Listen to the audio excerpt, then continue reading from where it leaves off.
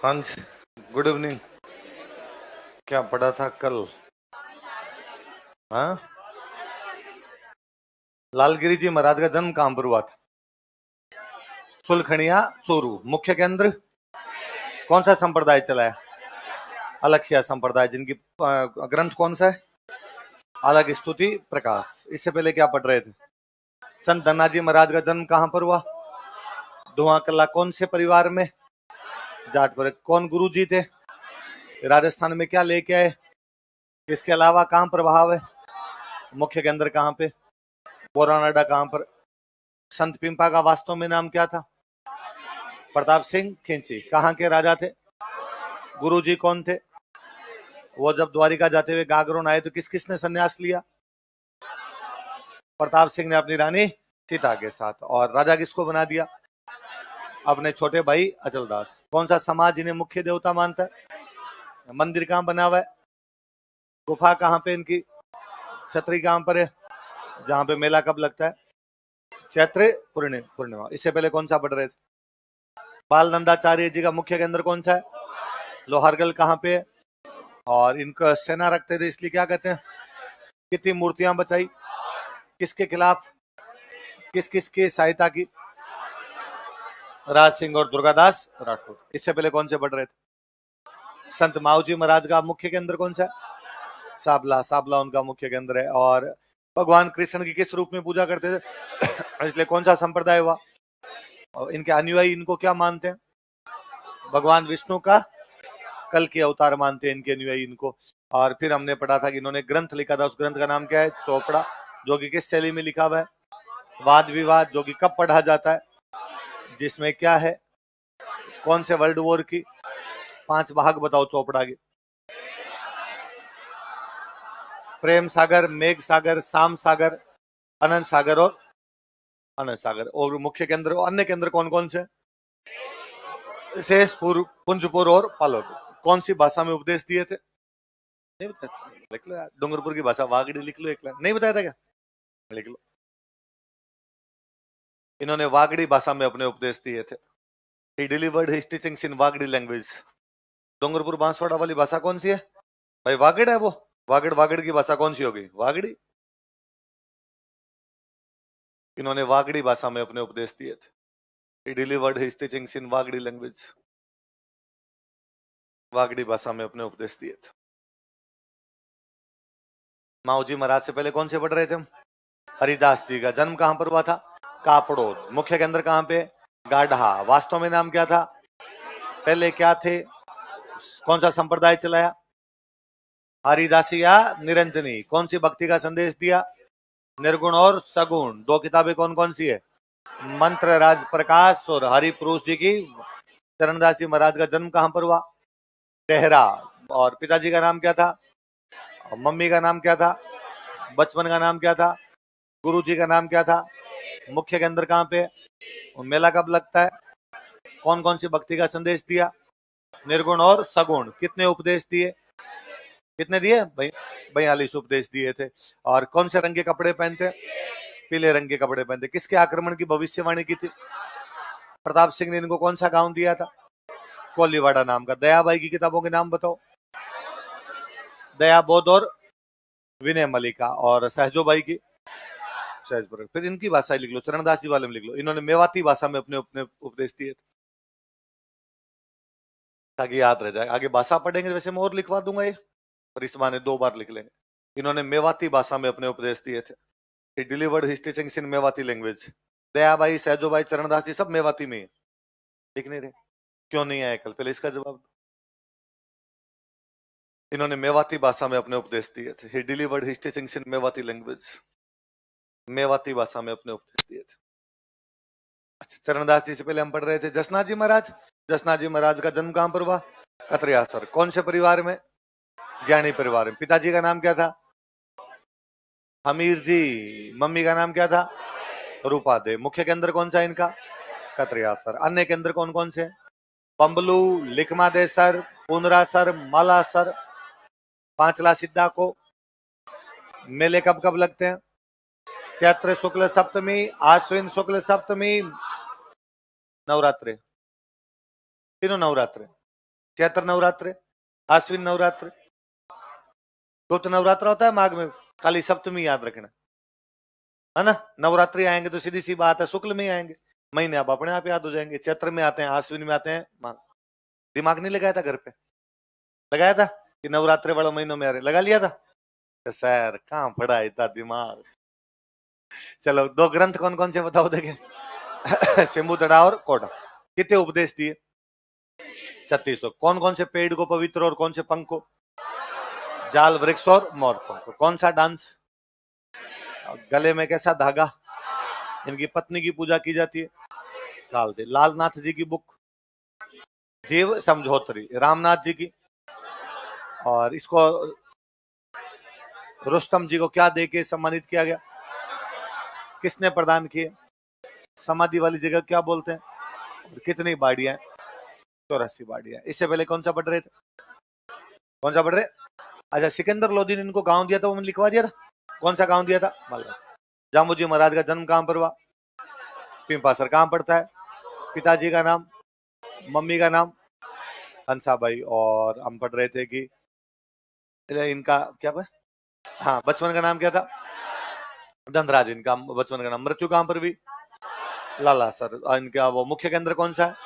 मुकाम। और मुकाम में मेले कब कब लगते हैं? आश्विन अमावस्या और फाल्गुन अमावस्या। अन्य केंद्र कौन कौन से? जाम्बा, जांगलू, रामड़ावास। बताए थे कौन कौन से? बताओ देखे। जांगलू, जाम्बा और रामड़ावास। किसके अवतार है? कैसे संत हैं? कितने उपदेश दिए? कौन सी जगह पे? अनुयायी क्या कहलाए? किसने इनके कहने पे चारा भेजा? जोधपुर बीकानेर के कौन सा राजा मानते थे इनको?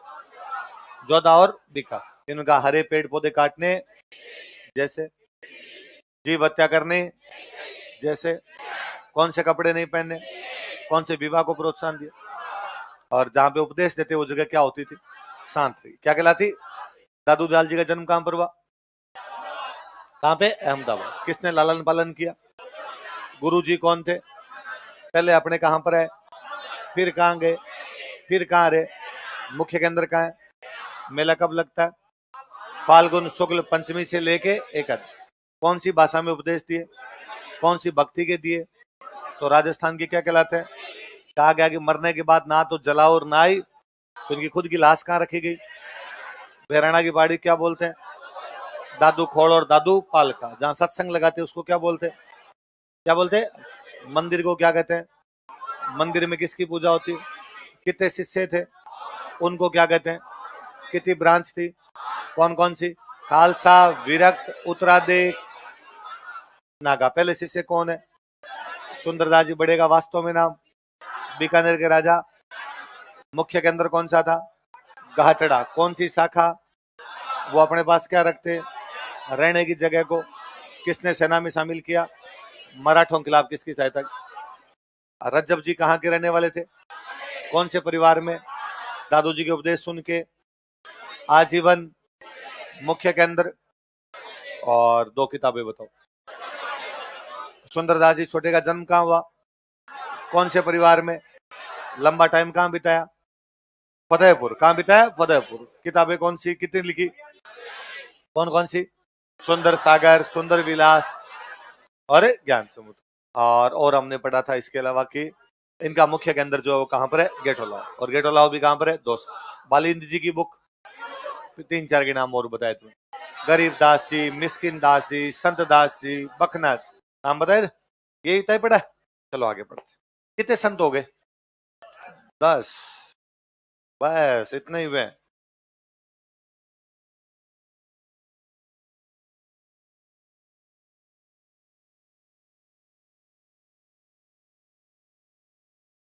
आगे लिखो नवल दास जी।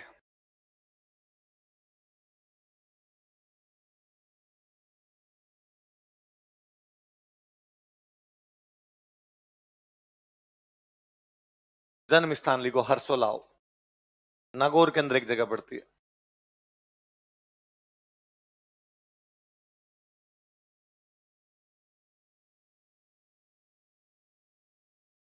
जन्म स्थान कौन सा है? हर्षोलाव। हर्षोलाव कहां पड़ता है? मुख्य केंद्र लिखो जोधपुर। इनका मैं कोचिंग जोधपुर में खोलूंगा। मुख्य केंद्र कौन सा है? जोधपुर। नवलदास जी का संप्रदाय, इसलिए संप्रदाय का नाम नवल संप्रदाय। देख लो, इन्होंने नवल संप्रदाय चलाया था। मुख्य केंद्र जोधपुर, इन्होंने नवल संप्रदाय चलाया था। स्टार्टेड नवल सेक्ट,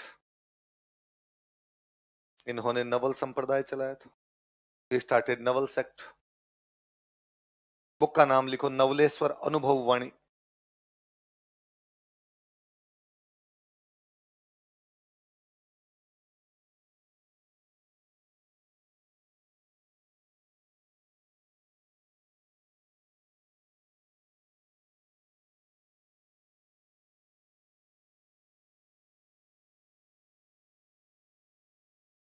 क्या नाम बुक का बताओ देखे?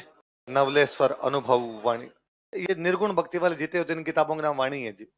वाणी जाएंगे आता है, मतलब ये निर्गुण भक्ति वाले। आगे लिखो राजा राम जी। नहीं लिखा? नवलेश्वर अनुभव वाणी नहीं उतर? ये भी तू देख के लिखेगा, नवलेश्वर अनुभव वाणी। इतना अनुभव नहीं है कि अनुभव वाणी लिख ले। चलो आगे, देखो राजा राम जी।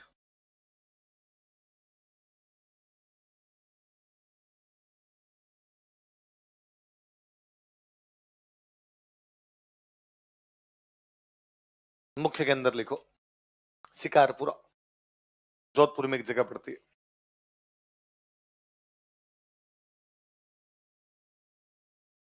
जैसे जाम्बोजी महाराज, जसनाथ जी महाराज ने कहा था पेड़ पौधे नहीं काटने चाहिए, वैसे इन्होंने सेम बात की, एनवायरमेंट कंजर्वेशन करना चाहिए। लिख लो, इन्होंने पर्यावरण संरक्षण का संदेश दिया था। He gave message of environment conservation. इन्होंने पर्यावरण संरक्षण का संदेश दिया था। He gave message of environment conservation, पर्यावरण संरक्षण का संदेश दिया था। He gave message of environment conservation. Patel समाज के जो लोग होते हैं वो इनको अपना मुख्य देवता मानते हैं। लिख लो, पटेल समाज के लोग इन्हें अपना मुख्य देवता मानते हैं। People of Patel community consider him main deity. Patel समाज के लोग इन्हें अपना मुख्य देवता मानते हैं।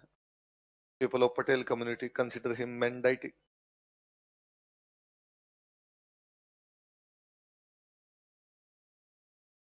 पटेल समाज के लोग इन्हें अपना मुख्य देवता मानते हैं। People of Patel community consider him main deity. Shikarpura कहाँ है? शिकारपुरा में, जोधपुर में। देखो संत दास जी।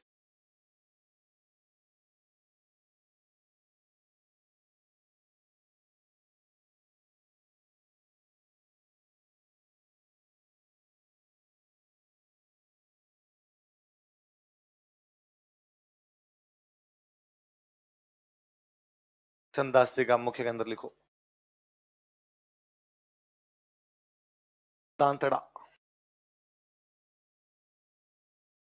भीलवाड़ा के अंदर जगह दांतड़ा।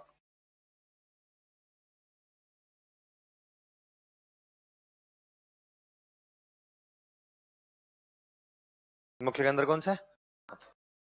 सारे दिन गूदड़ी ओढ़ के बैठे रहते, इसलिए संप्रदाय हो गया गुद्दड़। कौन सा हो गया? लिख लो, इन्होंने गुद्दड़ संप्रदाय चलाया था। Started Guddad sect. इन्होंने गुद्दड़ संप्रदाय चलाया था। Started Guddad sect. कौन कौन है आप में से जो नहीं जानता गूदड़ी क्या होती है? अमीर लोगों हाथ खड़े करो, देखे सारे गरीब हो रहे, कोई अमीर नहीं है। यार क्या बेच बनाया हमने, एक भी अमीर परिवार का आदमी नहीं है। सारे के सारे क्या आगे तुम सब गूदड़ी ओढ़ ओढ़ के सोए थे।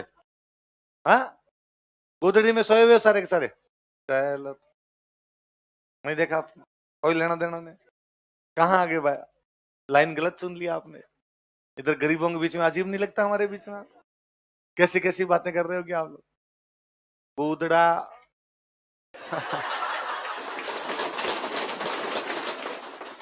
क्या बताऊं, अंदर से रूह है कांप जाती। घर के जितने पुराने कपड़े होते थे ना हमारे, वो सारे करते इकट्ठे करवा ले। मम्मी के घाघरे का बनाते कवर, सारे अंदर डाले उसके। मोटे वाली सुई आती है, सुई सुई जानते, उसके लगाते धागे उसमें, तो बाहर से धागे दिखते थे, फिर वो मोटा मोटा बन जाता। फिर टावरों कहते कि इस पे पड़ जाओ अपने। ये रुई वाले बिस्तर हमने नहीं देखे थे। ये रुई वाले बिस्तर होते थे घर में, पर ये तब काम में आते जब कोई मामो सा फूफो सा आते तो बाहर उनके लिए लगाते हैं, और हम टाबर सो सो के देखते कि मजे आते हैं इससे। पर घर वाले वैसे नहीं निकाल के देते। वो गूदड़ा होता, छोटे टाबर होते तो गूदड़ी, थोड़े बड़े हो जाते तब गूदड़ा। अब सच में जो भयंकर ये था कि उन गूदड़ी में गूदड़ों में के बार छोटे टाबर वॉशरूम मन कर देते, तो घर वाले लोड नहीं लेते, भाई ठीक है। कोई नहीं, सो जा। भाई साहब, जो गरीबी देखी है अपन ने, है ना, आने वाली पीढ़ी क्या देख पाएगी ये कि गूदड़ी और गूदड़े क्या हुआ करते थे। तो संदास जी महाराज सारे दिन गूदड़ी ओढ़ के बैठे रहते, इसलिए संप्रदाय कौन सा हो गया, तो अपने सारे भी इसी संप्रदाय के हैं। चलो आगे लिखो। क्या वाह। मगर इसको एक्स्ट्रा मजा आ रहे हैं, रोना आ जाएगा इसको, फालतू की बात मत करो ऐसे। आगे लिखो, आगे लिखो। मलूक दास, मलूक दास। अरे नाम कितना अच्छा है, मलूक, मलूक दास।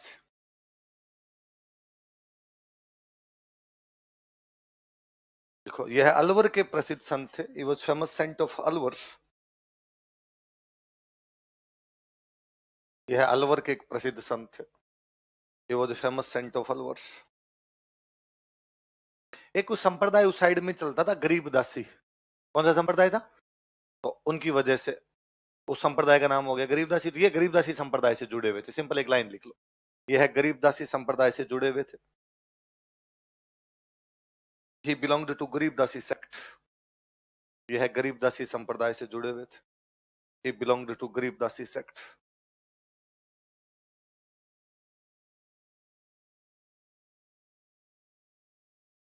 अगले लिखो, भक्त कवि दुर्लभ।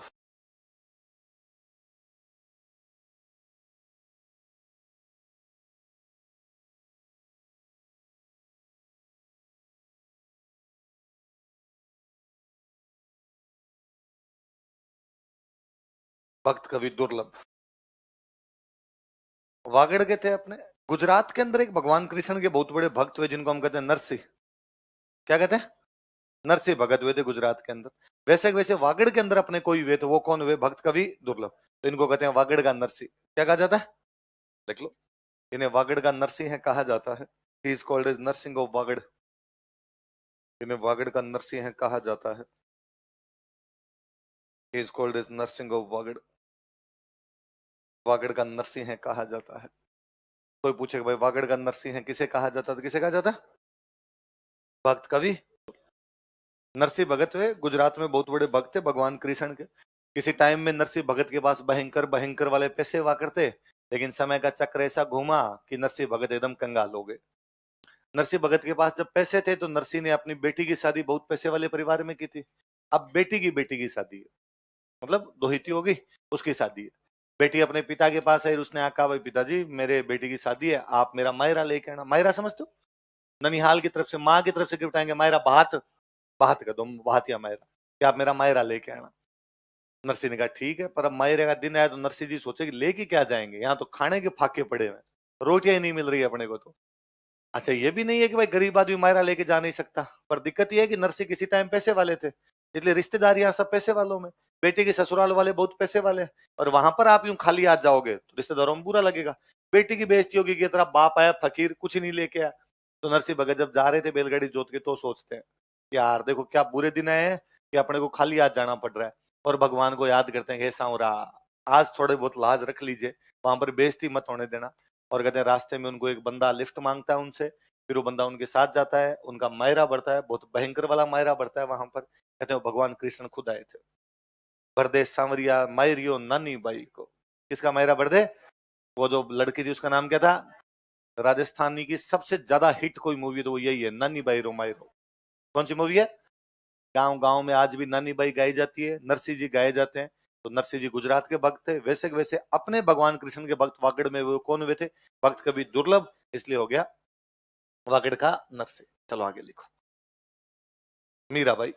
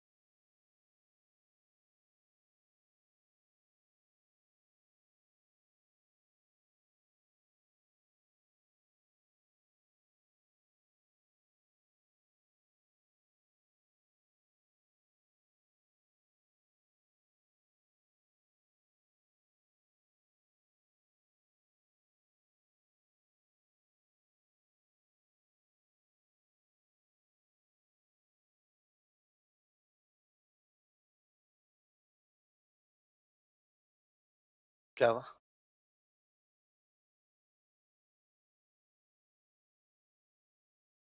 उतार लिया?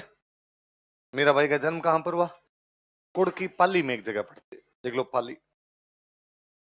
कुड़की कहां पड़ता है? पिताजी का नाम क्या था? पाली में, वहां कुड़की के पास में एक जगह पड़ती है बाजोली। कौन सी जगह? इनके पिताजी बाजोली के सामंत थे। कहां के सामंत थे? लिख लो, बाजोली के सामंत, फ्यूडल लॉर्ड ऑफ बाजोली। बाजोली के सामंत, फ्यूडल लॉर्ड ऑफ बाजोली। मम्मी का नाम क्या था? वीर कंवर। पति का नाम क्या था? भोजराज। मेवाड़ के बहुत प्रसिद्ध राजा राणा सांगा जो हुए, राणा सांगा के सबसे बड़े बेटे थे, वो कौन थे? भोजराज। लिख लो, राणा सांगा के पुत्र, सन ऑफ राणा सांगा, राणा सांगा के पुत्र। और मीराबाई के दादाजी का नाम क्या था? दादाजी मेड़ता के राजा थे। कहां के राजा थे? क्वेश्चन लिखो, मेड़ता के राजा, किंग ऑफ मेड़ता। मेड़ता के राजा, किंग ऑफ मेड़ता। तो मीराबाई का पालन पोषण जो था वो मेड़ता में हुआ। मेड़ता में दादाजी के पास ही रहते थे। लिख लो, मीराबाई का पालन पोषण मेड़ता में हुआ था। Mirabai was brought up at Merta. तो याद रह जाएगा मेड़ता में क्यों हुआ। Mirabai was brought up at Merta. Mirabai का पालन पोषण मेड़ता में हुआ था। Mirabai was brought up at Merta.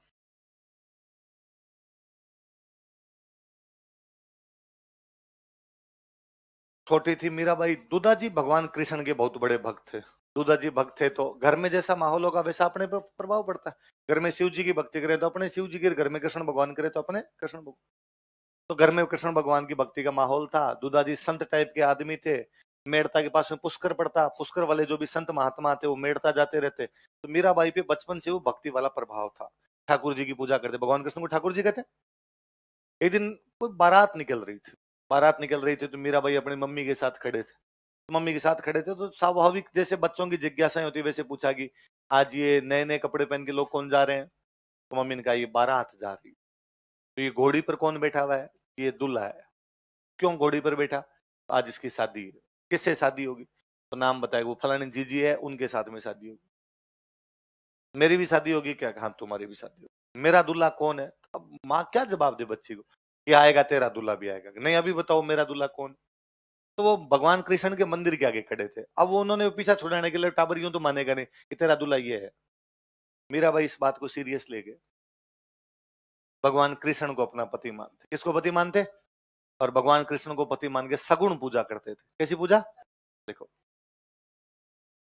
Mirabai भगवान कृष्ण को अपना पति मानकर सगुण पूजा करती थी।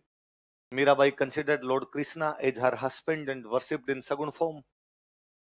मीराबाई भगवान कृष्ण को अपना पति मानकर सगुण पूजा करती थी। Mirabai worshipped, Mirabai considered lord Krishna as her husband and worshipped in sagun form. Mirabai भगवान कृष्ण को अपना पति मानकर उनकी सगुण पूजा करती थी।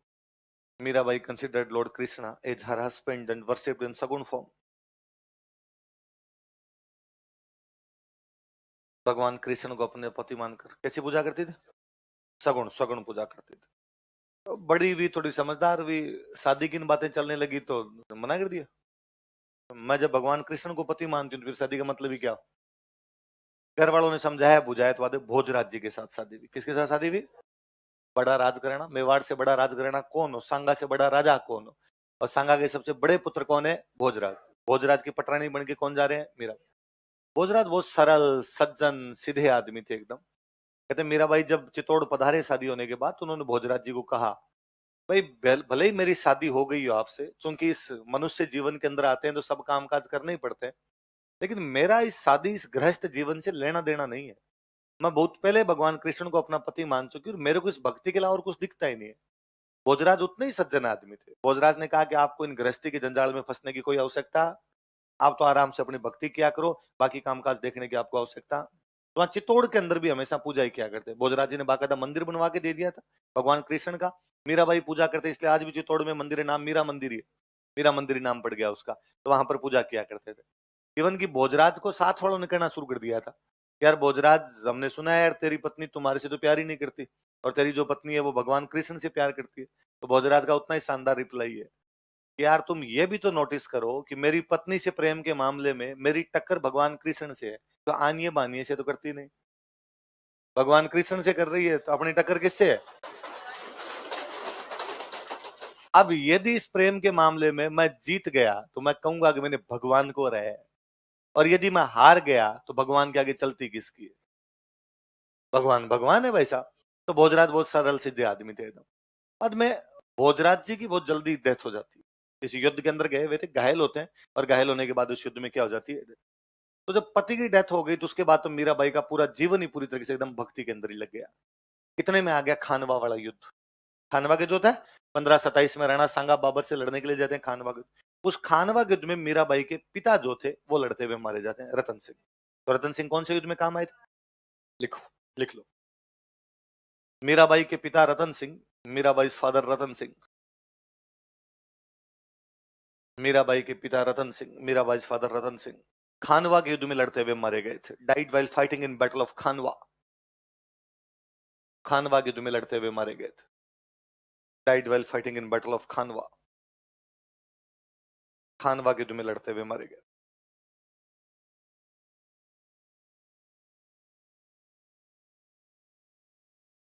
पति की डेथ हो गई, उधर पिता की डेथ हो गई, वो और भक्ति की तरफ मुड़ गए।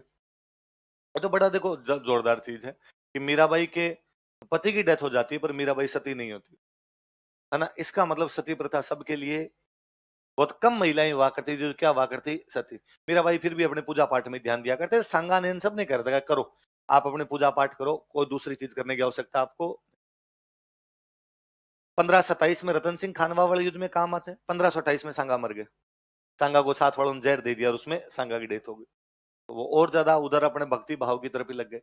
सांगा जब मरे तो सांगा के बेटे राजा बनते हैं, उनका नाम भी रतन सिंह था। मीरा के जो देवर है उनका नाम भी क्या था, रतन। 3 साल बाद रतन सिंह मर जाते हैं। बूंदी वालों के साथ एक लड़ाई होती है, बूंदी वाली लड़ाई में सूरजमल के खिलाफ लड़ते हुए रतन सिंह जी काम आ गए। तो मीराबाई के एक और देवर राजा बनते हैं, उनका नाम था विक्रमादित्य। क्या नाम था?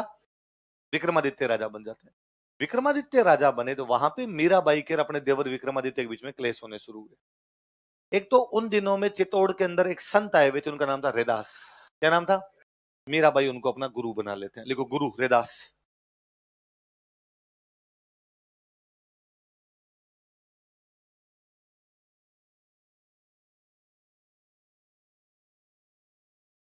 गुरु कौन है? रेदास। रेदास जी को गुरु बना लिया। रेदास जी वहां चित्तौड़ में सत्संग लगाए और मीराबाई वो सत्संग सुनने के लिए जाए, वहां पे भजन करे। विक्रमादित्य को पसंद नहीं है, और विक्रमादित्य ने कहा, भाई भाभी जी आप राज परिवार की महिला हो, पहली बात तो राज परिवार की महिलाएं घर से बाहर नहीं निकलती, आप घर से बाहर जा रही हो, ये गलत बात है। विधवा महिलाएं घर से बाहर नहीं जाती, आप विधवा महिला घर से बाहर जा रही हो, ये गलत बात है। रैदास जी दलित जाति के व्यक्ति है, आप उनको गुरु बनाते हो, उनको गुरु नहीं बनाना चाहिए, ये गलत बात है। मीराबाई ने विक्रमादित्य को सीधा सीधा कहा कि देखिए जात पात में तो मेरा कोई विश्वास ही नहीं है, सब कुछ उस भगवान कृष्ण की संतान है, जब सब कुछ उसका है तो ऊंच नीच नाम की कोई भी चीज ही नहीं। फिर गुरु वह होता है जिसके पास ज्ञान होता है। ज्ञान किसी भी आदमी के पास हो सकता है, ज्ञान की भी कोई भी जाति, जाति ने पूछो साधु की न पूछ लीजिए ज्ञान, मोल करो तलवार कान पड़ी रहन दो म्या। कि गुरु की कोई जाति पूछने की आवश्यकता, मुझे लगता है रैदास जी के पास ज्ञान है तो मुझे ज्ञान लेना चाहिए। जहां तक आपकी ये बात है कि भाई विधवा हो इसलिए बाहर नहीं निकल सकते, तो मैं बहुत पहले ये सबको बता चुकी हूँ कि मैं एकमात्र किसी को पति मानती हूँ, वो कौन है? भगवान। वो अजर अमर है, इसलिए मेरे पर इस प्रकार के प्रतिबंध भी लागू नहीं होते। और ये भी कहाँ के नियम हैं आपके कि महिला ज्ञान प्राप्त नहीं कर सकती या राज परिवार की महिला ज्ञान प्राप्त नहीं कर सकती?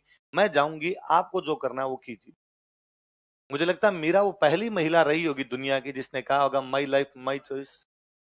एक साथ इतने टेबू तोड़ देना कि आप राज परिवार की महिला उसके बावजूद आप बाहर जाते हैं, आप विधवा महिला उसके बावजूद बाहर जाते हैं, आप रैदास जी को अपना गुरु मान लेते हैं। बड़ा हिम्मत वाली चीज चाहिए होगी, मीरा में वो हिम्मत थी। विक्रमादित्य उनको परेशान करता है, हम कई सारी ऐसी कहानियां सुनते हैं कि विक्रमादित्य उनको जहर का प्याला भेजता है और मीराबाई वो जहर का प्याला पी जाती है, पर मीराबाई मरती। और कई प्रकार के प्रयत्न करवाए जाते हैं, लेकिन मीरा को फाइनली ये लगा कि भाई विक्रमादित्य अगर मेरे बीच में यहाँ बढ़ेगी नहीं, तो मीराबाई ने कहा छोड़ो, अपने वापस पीहर चलते हैं। पीहर कहाँ था? मेड़ता। तो मीराबाई 1534 के आसपास वापस कहाँ जाती है? मेड़ता। संयोग देखिए आप कि जैसे ही मीराबाई चित्तौड़ छोड़ के वापस मेड़ता जाते हैं, अगले ही साल चित्तौड़ पे गुजरात का राजा बहादुर शाह कब्जा कर लेता है।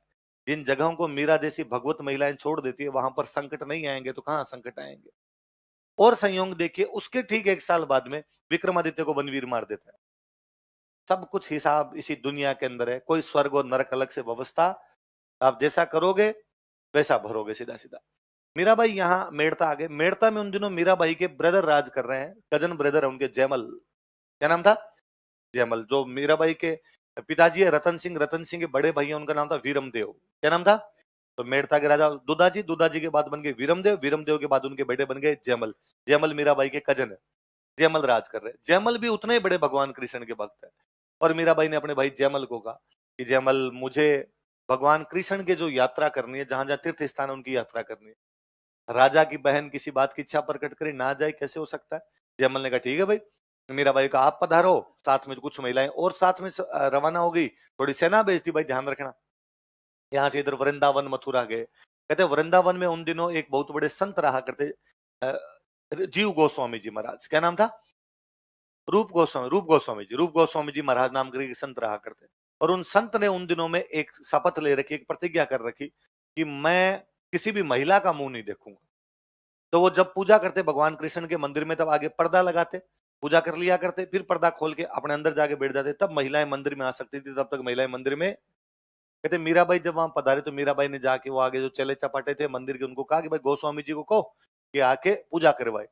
वो गए तो उन्होंने कहा भाई वो मीराबाई आई है, वो करिए भाई, पूजा करवाओ। तो गोस्वामी जी ने कहा कि मीराबाई को जाकर कहो कि मैंने कसम ले रखी है कि मैं किसी महिला का मुंह नहीं देख। मीराबाई ने कहा गोस्वामी जी जाको, मैं चित्तौड़ की रानी, मेड़ता की राजकुमारी हूँ, उनको पूजा करे, आगे पंचायती करने की आवश्यकता नहीं। वापस गए उन्होंने, गोस्वामी जी ने वापस कहा कि जब कसम ले रखी तो कौन रानी कौन राजकुमारी? मैं नहीं आ रहा, नहीं आ रहा, मैं किसी महिला का मुंह नहीं देखूंगा।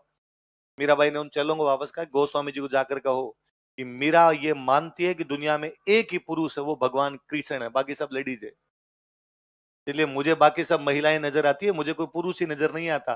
तो गोस्वामी जी ने आगे दंडवत प्रणाम किया, हे माते, जो महिला इतनी ज्यादा वो कंसंट्रेट कर ले कि उसे भगवान कृष्ण के अतिरिक्त कोई दूसरा दिखाई नहीं देता। तो बोलने में बड़े बोल्ड थे। फिर यहाँ से वृंदावन से यहाँ गोकुल वोकुल ये घूमे, यहाँ से चले गए द्वारिका।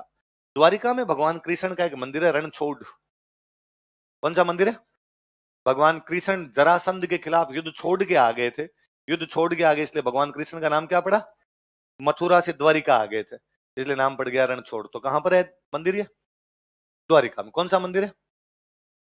यहाँ पे रहने लगे। यहाँ पे रहने लगे तो साथ वालों को मीराबाई ने कहा भाई तुम जाओ, मैं थोड़े दिन यहीं पे रहूंगी। जब मीराबाई वहां रहने लगे, उस साल मेड़ता में बहुत भयंकर अकाल पड़ा। मेड़ता में अकाल पड़ा तो जयमल ने ब्राह्मणों से पूछा भाई क्या कारण है, अकाल कैसे पड़ गया? तो ब्राह्मणों ने कहा साहब, जिस जगह को मीरा जैसी भक्ति महिला छोड़ के चली जाए, वहां पे भगवान राजी कैसे होंगे? तो मीरा को वापस बुलाओ, अपने बरसात हो जाएगी। तो जयमल जी ने 5 पंडित जी भेजे कि जाओ और मीराबाई को वापस लेके आओ। और पंडित जी का, पंडित जी लेके ही आना है, खाली हाथ आ गए ना मैं देख लेना, आपकी गिरा है बाद में। पंडित जी गए द्वारिका, जाके मीराबाई कहा कि आपके भाई जयमल ने वापस बुलाया है, पधारो, वापस पधारो।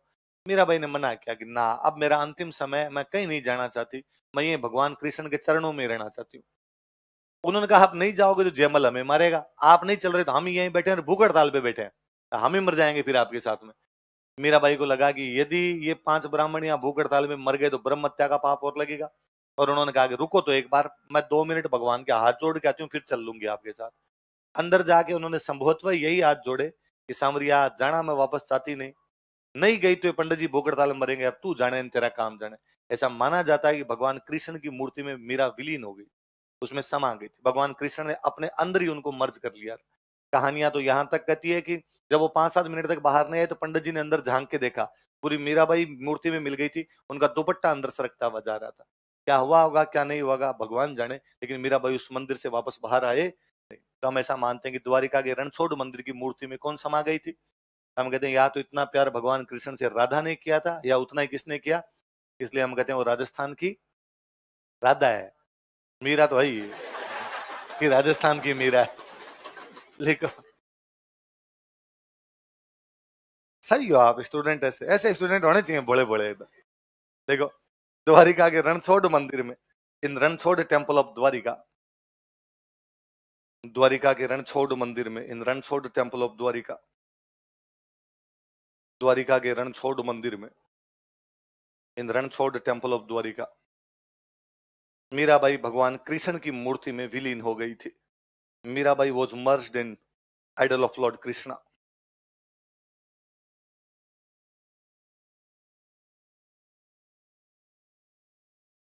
मीराबाई भगवान कृष्ण की मूर्ति में विलीन हो गई थी।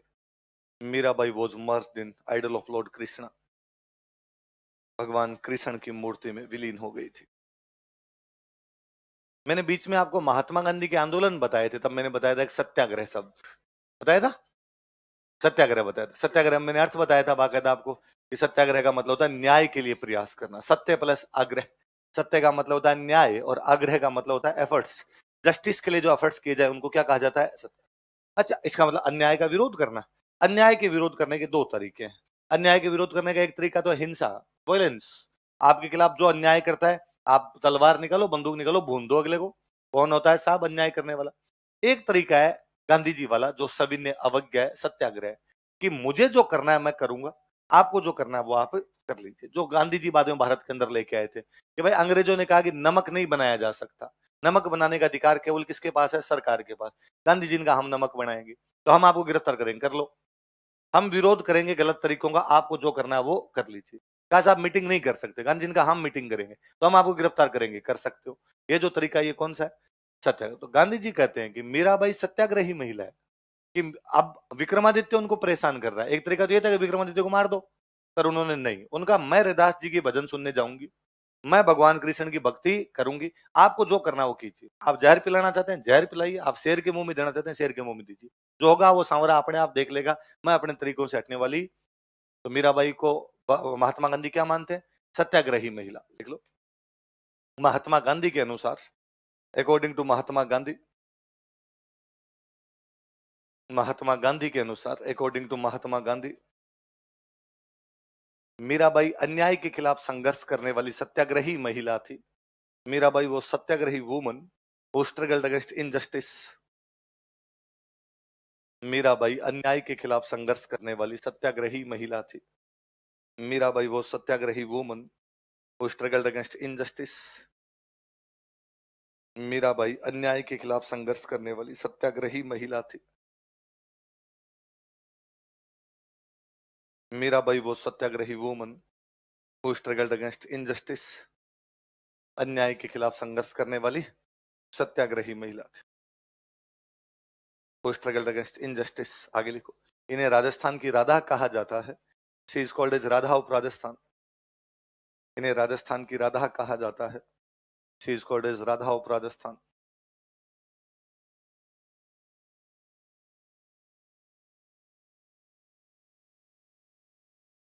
पुस्तकें लिख लो, मीराबाई की पुस्तकें, बुक्स लिख के गए थे।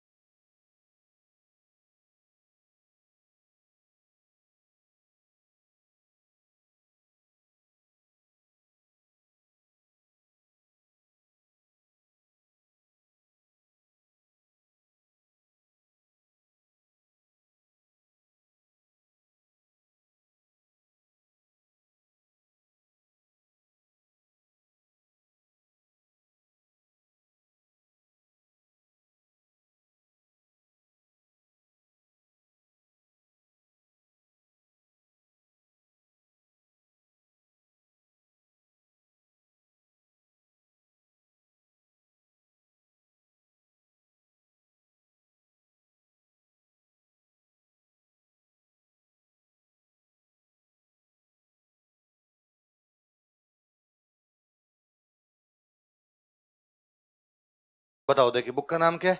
गीत, ये वो नहीं है, जयदेव वाली नहीं। एक जयदेव की गीत गोविंद थी, वो संगीत की हो गई। ये सामान्यतः भगवान कृष्ण के गीत लिखे, भगवान कृष्ण को गोविंद कहते हैं, गोविंद के गीत लिखे, इसलिए क्या हो गए गीत गोविंद। मारो तो गिरधर गोपाल दूसरो ना कोई। दूसरे कौन सी है, पदावली। पदावली फुटकर लिखे हैं उनके, खूब यूं 5-5 7-7 लाइनों के कई भजन मिल जाएंगे। पायो जी मैंने राम रतन धन पायो, ये मीरा का भजन है अपने आप में। तो ये पदावली से फुटकर पद जो लिख दिए, पद लिख दिए, इसलिए वो क्या हो गए पदावली। भगवान कृष्ण की एक रानी थी, उनका नाम है रुक्मणी। रुक्मणी पे जो किताब लिखी वो कौन सी होगी। भगवान कृष्ण की एक और रानी जिनका नाम है सत्यभामा। क्या नाम है, सत्यभामा। एक बार नाराज हो गए थे, नाराज होने को बोलते हैं रूसणो। नाराज होने को क्या बोलते हैं, तो किताब का नाम क्या हो गया, सत्यभामानु रूसणो। क्या नाम हो गया। आप भी रूसे होंगे, नाराज होते थे बचपन में, रूसते थे। तो है ना एक जोक कि क्या तुमने कभी विदेश यात्रा की, हाँ बचपन में जब भी मुझे मम्मी डांटती थी मैं रूस जाया करता था। कहां जाया करता था, मैं रूस जाता। रूसना मतलब क्या होता है, नाराज होना।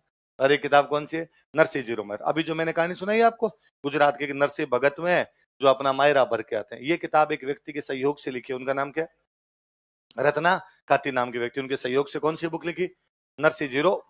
यदि वो कभी आप भजन सुनोगे नानी बाई को मायरो, तो उसमें है कि जब वो बैलगाड़ी लेके जा रहे होते हैं नरसिंह जी, रास्ते में जब बंदा मिलता है तो पूछते हैं कि क्या नाम है तुम्हारा, कौन जात के हो, कहाँ जाओगे, तो कहते हैं किसनो मेरो नाम जात को मैं खाती।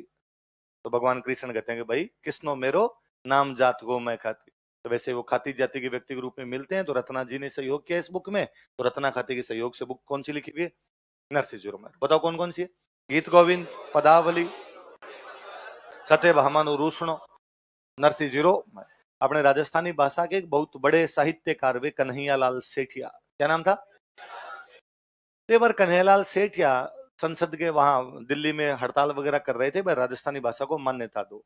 तो कोई एक आधा पत्रकार था, और उस पत्रकार ने क्वेश्चन पूछ लिया कि साहब आप कह रहे हो राजस्थानी को मान्यता दो, कौन सी राजस्थानी को मान्यता, राजस्थानी नाम की तो कोई भाषा ही नहीं है। राजस्थानी के अंदर तो मेवाड़ी है, मारवाड़ी है, ढूंढाड़ी है, हाड़ोती है, वागड़ी है, मेवाती है, अहीरवाटी है, ये सब है उसके अंदर। कन्हैयालाल सेठिया ने समझाया उसको कि एक तो तू पढ़ गया है कर थोड़ा, है ना, खाली सवाल नहीं पूछने होते, पढ़ना भी होता है। जिनको तुम भाषा बोल रहा है वो भाषा नहीं है, बोलियां है। क्या है, और दुनिया की प्रत्येक भाषा में खूब सारी बोलियां होती है, तो राजस्थानी के अंदर भी बोलियां है। फिर भी उसने कहा तो भी मान्यता किसको मिलनी चाहिए, तो उसके समझ में नहीं आई, तो सेठिया जी एक सिंपल सी लाइन बोल के गए कि मीरा कहेगी बिन मानो भाषा राजस्थानी। मीरा कहेगी बिन मानो, या मीरा लिखेगी बिन मानो भाषा राजस्थानी। हमारी मीरा भाई इतना बड़ा साहित्य लिख के गई है जो हिंदी लिटरेचर में पढ़ाया जाता है। किसमें पढ़ाया जाता है, मीरा बाई का हिंदी का क्या लेना देना है। राजस्थान वालों ने हिंदी सीखी 1947 के बाद, जब देश आजाद हो गया उसके बाद में हमने हिंदी सीखी है, उससे पहले हमारा हिंदी से कोई लेना देना ही नहीं। वो मीरा बाई जिस किसी भाषा में लिख के गई है तुम उसको मान्यता दे दो, हम मान लेंगे। तो मीरा लिखेगी बिन मानो भाषा राजस्थान, तो मीरा क्या क्या लिख के गई, गीत गोविंद, पदावली, रुक्मणी मंगल, सत्यभामानु रूसणो, नरसिंह। आपसे कोई पूछ ले भाई कौन सी राजस्थानी को मान्यता, तो सेठिया जी वाला डायलॉग है। मीरा कहेगी बिन मानो भाषा राजस्थान की, भाषा राजस्थानी कौन सी, जिसमें कौन लिख के चलेगी। इतना बड़ा अतुल अपूर्व वो साहित्य लिखा पड़ा है हमारे द्वारा, वो जिस किसी भाषा के अंदर लिखा हुआ है वो भाषा हमारी कौन सी है, राजस्थान। बाकी दुनिया की हर भाषा के अंदर खूब सारी बोलियां होती, इवन अपने इंग्लिश के अंदर भी कहते हैं कि नहीं साहब ये ब्रिटिश इंग्लिश है, ये अमेरिकन इंग्लिश है।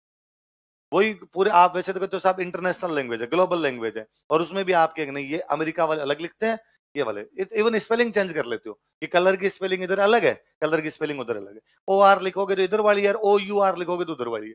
तो जब उधर चेंज हो रहा है तो हमारे वाले में चेंज हो जाता है। मैं पंजाबी बोलना लिखना समझना सब कुछ जानता हूँ, पर मैं जो पंजाबी बोलता हूँ वो हमारे गंगानगर के टच वाली जो पंजाबी, अबोर फजिल्का इन इलाकों में जो पंजाबी बोली जाती है वो मैं बोल लेता हूँ, समझ लेता हूँ, लिख लेता हूँ।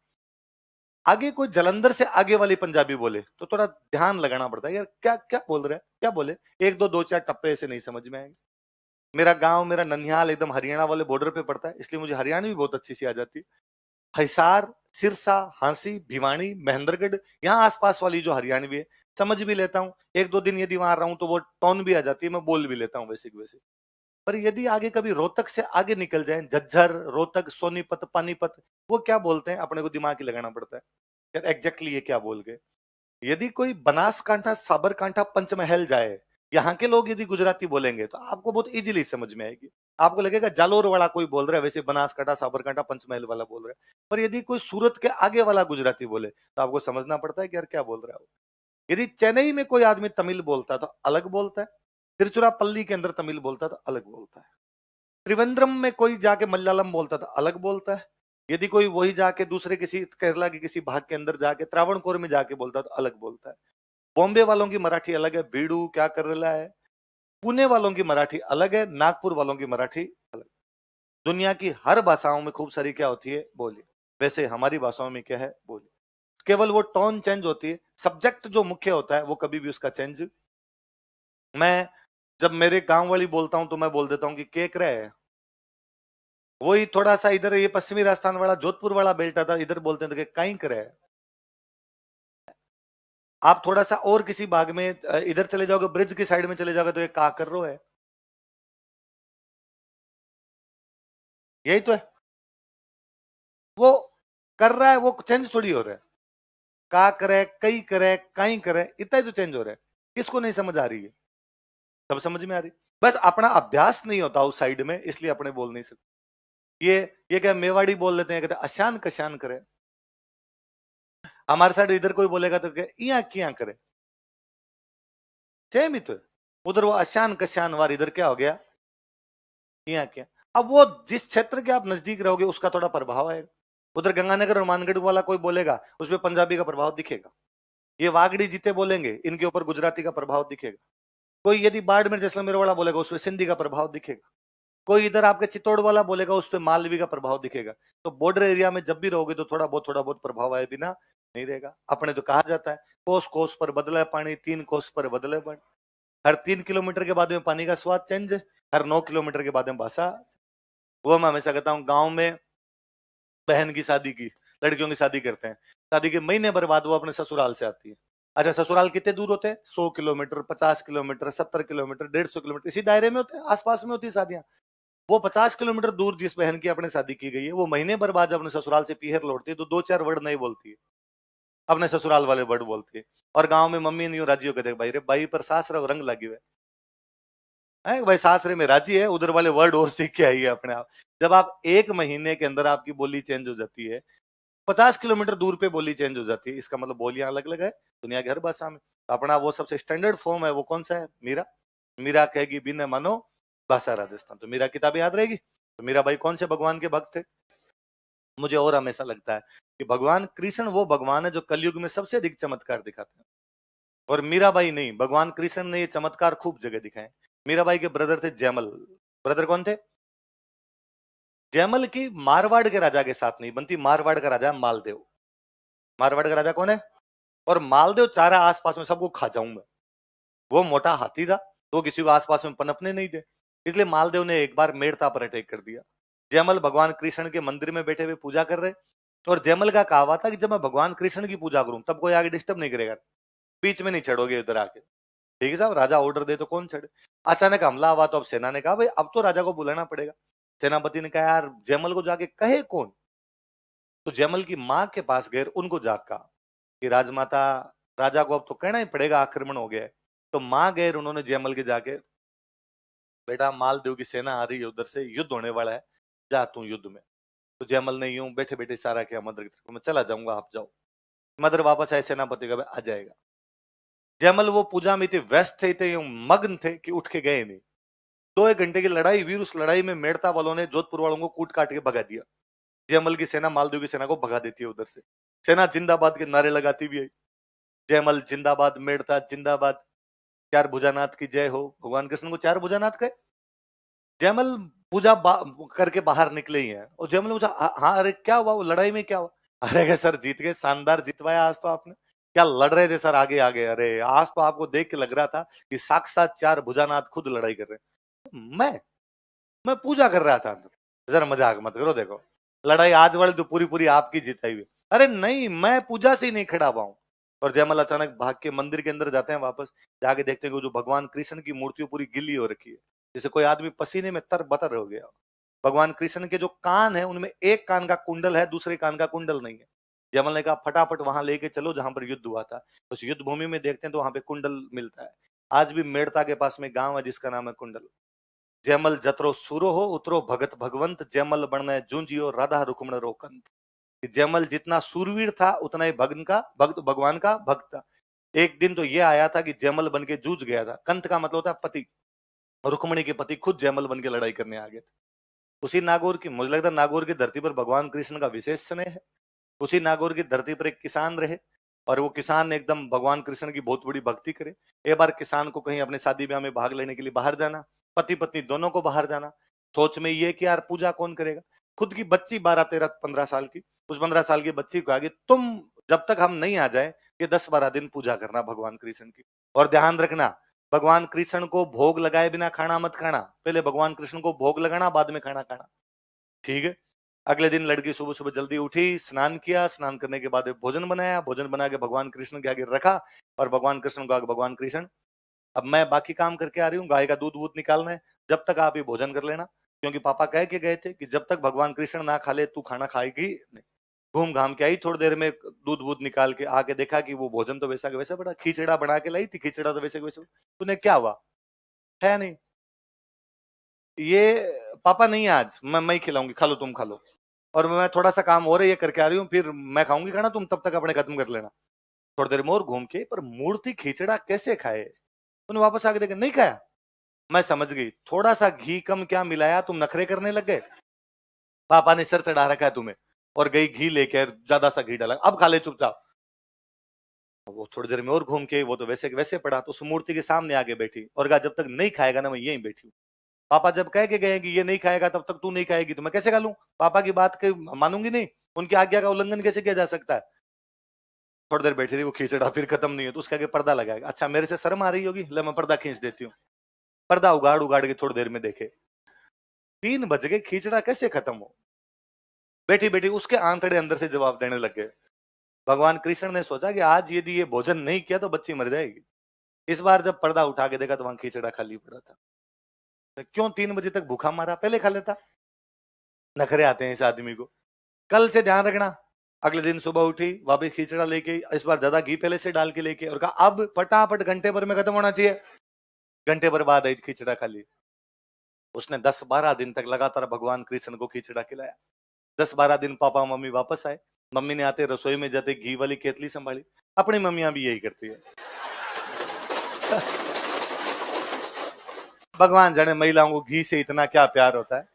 बाहर से जब भी आएगी तो सबसे पहले क्या संभालेगी, अरब घी खाली पड़ा, उसमें घी तो था ही नहीं। माँ ने पूछा भाई ये घी कहाँ गया, तो कहाँ गया मतलब, ये कहाँ गया तुम्हारे आदमी, तुम ही तो कह गए थे इसको खाना खिलाना। और एक दिन थोड़ा कम डाल दिया था, नखरे किए इसने, 3 बजे तक ना खुद खाया ना मुझे खाने दिया इसने। माँ को लगा कि या तो बेचाई, या किसी को दे दिया, या गिर गया, अब झूठ मूठ बोल रही है। उसके पिताजी को बुलाया कि ये बैक की बातें कर रही है। पिताजी ने कहा बेटा सच सच बता दे, गिर गया हो कोई दिक्कत नहीं है, तेरे कुछ नहीं कहेंगे, नहीं डांटेंगे। तो काहे गिर गया, मैं डेली खाना बनाती थी, इसको डाल के खिलाती थी, आदमी खा के गया। ये मूर्ति खाती है, तो मूर्ति थोड़ी है, ये आदमी पूरा पूरा खा जाता है। मेरे सामने खिला सकती है, उसने कहा सुबह ही खिला दूंगी। अगले दिन वापस खिचड़ा बनाया, घी डाल के सामने रखा और भगवान कृष्ण को हाथ जोड़ गया, भगवान आज तो पक्के पक्के खा लेना, पिताजी चेक कर रहे हैं, इनको डाउट है मेरे बैग में बेच के आ गई, बेइज्जती करवाएगा फालतू में। और वहां देखते देखते उस थाली का खिचड़ा खत्म हुआ।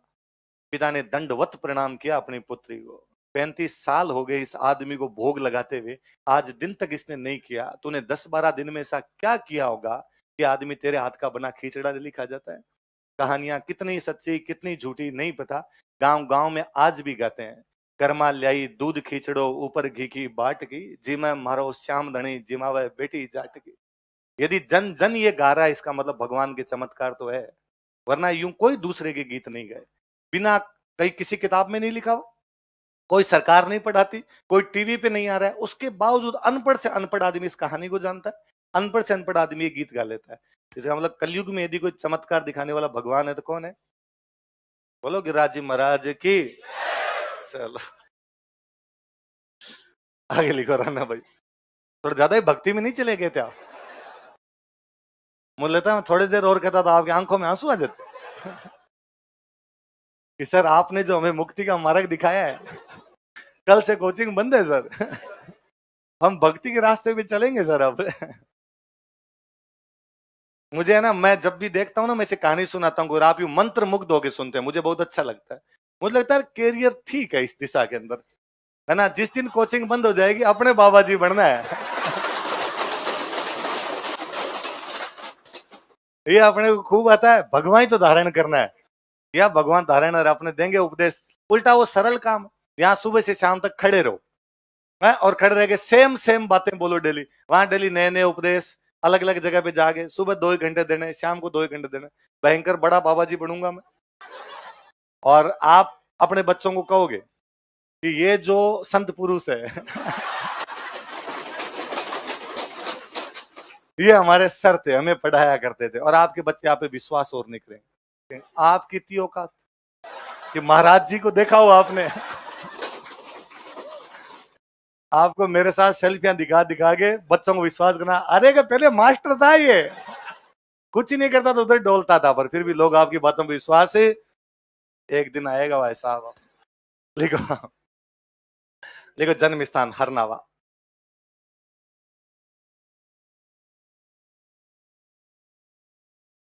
पिता का नाम लिखो राम गोपाल।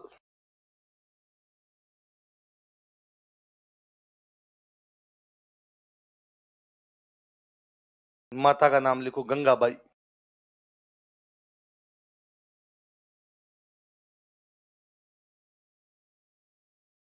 गुरु जी का नाम लिखो चतुरदास जी।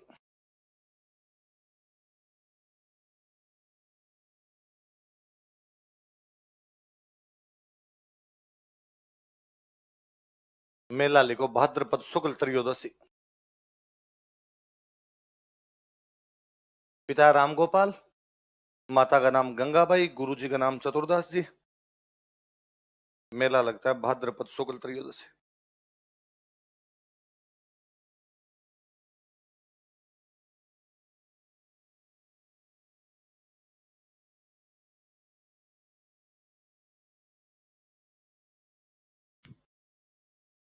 मीराबाई की तरह भगवान कृष्ण की भक्त थे। हम इनको कहते हैं भाई हमारे राजस्थान की दूसरी मीरा है, लिख लो। भगवान कृष्ण की पूजा करते थे। She worshipped lord Krishna. भगवान कृष्ण की पूजा करते थे। She worshipped lord Krishna. इन्हें राजस्थान की दूसरी मीरा कहा जाता है। She is called second Meera of Rajasthan. इन्हें राजस्थान की दूसरी मीरा कहा जाता है। She is called second Meera of Rajasthan. Rajasthan की दूसरी मीरा कहा जाता है। शादी नहीं की थी, अविवाहित ही रहे थे और समाधि ले ली थी बाद में, लिख लो। इन्होंने विवाह नहीं किया था। सी डिड नॉट गेट मैरी। इन्होंने विवाह नहीं किया था। सी डिड नॉट गेट मैरी।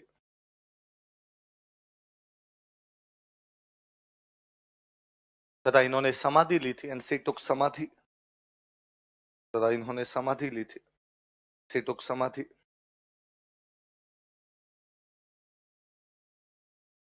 कहते हैं जोधपुर में एक राजा आए थे, अभय सिंह। कौन राजा थे? अहमदाबाद में लड़ाई करने के लिए गए। कहां पे लड़ाई करने गए? और उस अहमदाबाद वाले युद्ध में फंस गए भाई साहब। उस युद्ध के अंदर लगा आज हम मरेंगे। राजा खुद लड़ने के लिए जाया करता, और उस दिन राजा ने वहां युद्ध के अंदर फंसे फंसे कहा कि हे राणा भाई, आज बचा दोगे तो आपके आगे सवामणि करके जाऊंगा। उस युद्ध में कोई अभय सिंह को बचाने वाली देवी है, तो देवी कौन है? लिख लो। अहमदाबाद युद्ध के दौरान, during battle of Ahmedabad, Ahmedabad युद्ध के दौरान, ड्यूरिंग बैटल ऑफ अहमदाबाद,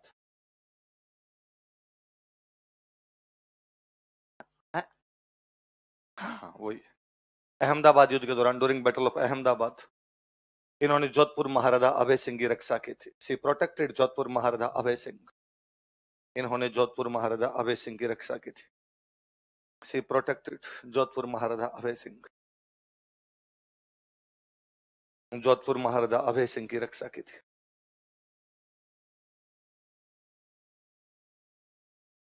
अगले लिखो भाई, गौरी बाई।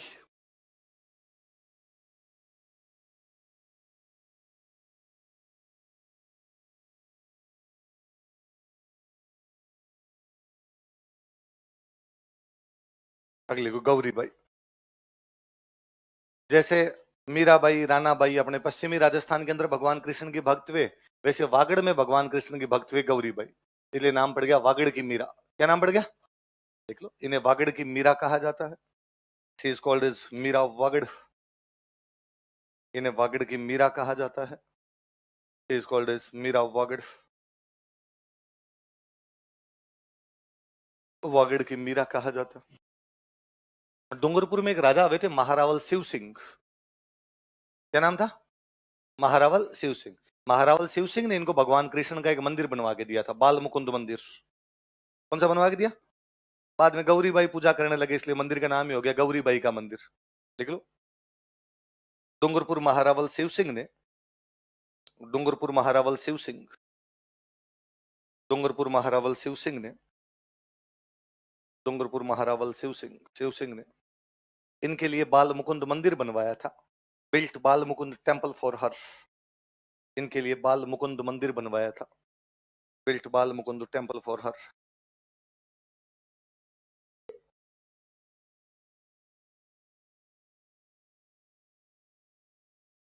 इनके लिए बाल मुकुंद मंदिर बनवाया था।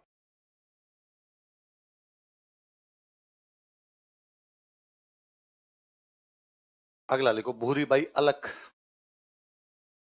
भूरीबाई ज्यादा पुराने नहीं भाई, अभी अपने 30-35 साल पहले के संत है, आजादी के बाद के संत है। भूरीबाई अलख। क्या नाम है? सिंपल एक बात लिखने, उदयपुर के संत है, अपने मेवाड़ के संत। एक बार क्वेश्चन ही था, भूरीबाई अलख कौन से क्षेत्र के थे? कौन से के? मेवाड़। देख लो, यह है मेवाड़ की एक प्रसिद्ध महिला संत थी। She was famous female saint of Mewar. यह है मेवाड़ की एक प्रसिद्ध महिला संत थी।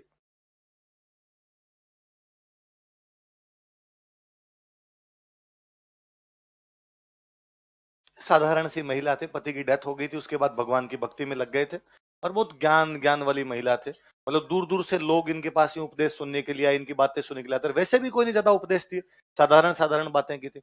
आप देख लो, मतलब कितने पॉपुलर रहे होंगे, या कितने इनके विचार उस प्रकार के रहे होंगे। ओशो, ओशो का नाम सुना है? ओशो, है ना? ओशो जो कि आचार्य रजनीश, अपने भारत में फिलोसोफर हुए जो संत बन गए थे बाद में। और ओशो का प्रभाव कितना रहा होगा कि ओशो के चक्कर में लोग दिन दुनिया ही छोड़ गए। विनोद खन्ना जब बॉलीवुड के कैरियर के चरम पे थे, कि बॉलीवुड में सबसे अधिक पैसे लेने वाला एक्टर उन दिनों में कोई था तो विनोद खन्ना था। और एक दिन विनोद खन्ना ने सब कुछ छोड़ के बाबा जी बन गए ओशो के शरण में। ओशो अमेरिका चले गए थे। ओशो पहले पुणे रहते, पुणे से अमेरिका चले गए थे। विनोद खन्ना अमेरिका शिफ्ट हो गए, बाद में काफी सालों बाद में वापस आते हैं। वहां से वो ओशो की डेथ हो जाती है, उसके बाद वापस आते हैं, और तब वापस आके वापस हमने बॉलीवुड वाला कैरियर शुरू करते हैं। और ऐसे खूब सारे उदाहरण है। तो देख लो, वो जो ओशो थे वो अपने रणकपुर आए हुए थे एक बार। ओशो के शुरुआती जो प्रवचन है उनमें से एक प्रवचन कहाँ पे? रणकपुर। ओशो जैन थे, या जैन मंदिर में उनका प्रवचन था। तो ओशो भूरीबाई से मिलने के लिए गए कि यार उनका सुनना है मुझे, उनकी बातें सुननी है मुझे। और वैसे मैं हमेशा कहता हूँ, ओशो के आप उपदेश सुनिए।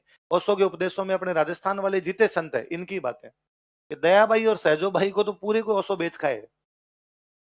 अपने तो दयाबाई सहजो भाई को पढ़ा नहीं, ओशो ने वो कहानियां पढ़ ली, ओशो ने कहानियां पढ़ के सुना दी, लोगों का ओ नो, ऐसी ऐसी कहानियां भी है क्या? आदमी आलसी है, खुद पढ़ना नहीं चाहता, तो दूसरा पढ़ के सुना दे, तब अपने उनसे इंप्रेस होने लग जाते हैं। ओशो सेम बात करके गए, साधारण साधारण बातें हैं ओशो की, पर वो उन्होंने इधर उधर संकलित कर ली। इस मामले में ओशो का थैंक यू है कि खूब सारे लोगों की बातें पढ़ी, इजी वे के अंदर लोगों को ट्रांसफर कर दिया, लोगों के समझ में ही, लोग उनसे प्रभावित भी, खूब अनुयायी बने उनके। इवन मतलब बातें तो यहाँ तक की जाती है कि पूरा अमेरिका ओशो का अनुयायी होने तैयार हो गया था, और अमेरिका को खतरा महसूस हुआ कि ईसाई धर्म खत्म करेगा ये आदमी, तो जहर दे के मरवाया खुद ओशो का। अमेरिका में वहां पर ही डेथ हुई थी ओशो की। तो वो देख लो, अब इतना बड़ा जो आदमी है वो अपने यहाँ पर किसी संत, महिला संत से मिल रहा है, तो महिला संत कौन है? भूरीबाई अलख। याद रह जाएगा कौन से क्षेत्र की? मेवाड़। अगला लिखो इसके बाद, लिखो वल्लभ संप्रदाय।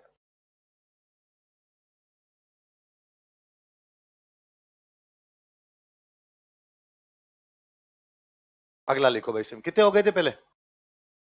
19, 20 नंबर लगा के लिखो, वल्लभ संप्रदाय, वल्लभ सेक्ट, वल्लभ संप्रदाय।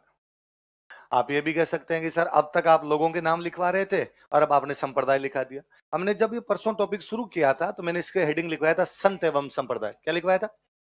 आपको नहीं लगता कि मैं चरणदास जी ना लिख के वहां चरणदासी संप्रदाय लिख देता तो भी वही बात थी? मैं यदि वहां पे हरिदास जी ना लिख के निरंजनी संप्रदाय लिख देता, मैं लालगिरी जी ना लिख के अलख्या संप्रदाय लिख देता, मैं संत दास जी ना लिख के गुदड़ संप्रदाय लिख देता, बात है कि संप्रदाय का नाम लिख के संत पढ़ा देता, या संत का नाम लिख के मैंने आपको क्या पढ़ा दिया, संप्रदाय। पर फिर भी आप कहोगे कि सर वहां आपने नाम लिखवाया, यहाँ पे नाम नहीं लिख रहे, संप्रदाय लिख रहे हैं। तो एक मोटा मोटा सा रीजन ये है कि अब तक मैंने जितने संत पढ़ाए वो राजस्थान के हैं। दादू दयाल जी को छोड़ दो तो बाकी सारे अपने थे, और दादू दयाल जी की जन्मभूमि राजस्थान नहीं है, पर कर्म भूमि तो पूरी तरीके से क्या है, राजस्थान। अब जो आगे संत है उनका राजस्थान से सीधा सीधा कोई भी लेना देना, जैसे एक संत हुए वल्लभाचार्य, कौन वे, उड़ीसा के थे, कहां के थे, तो उनका राजस्थान से कोई लेना देना नहीं, पर उनके फॉलोवर राजस्थान के अंदर रहते हैं, और संत के जो फॉलोवर होते हैं वही होता है संप्रदाय। तो हम कहते हैं वल्लभाचार्य से लेना देना नहीं, पर उनके फॉलोवर्स तो राजस्थान में, उनके क्रियाकलाप तो राजस्थान में, तो हम संत ना पढ़ के क्या पढ़ ले। तो वल्लभ संप्रदाय किसने चलाया था, देख लो, प्रवर्तक, फाउंडर वल्लभाचार्य।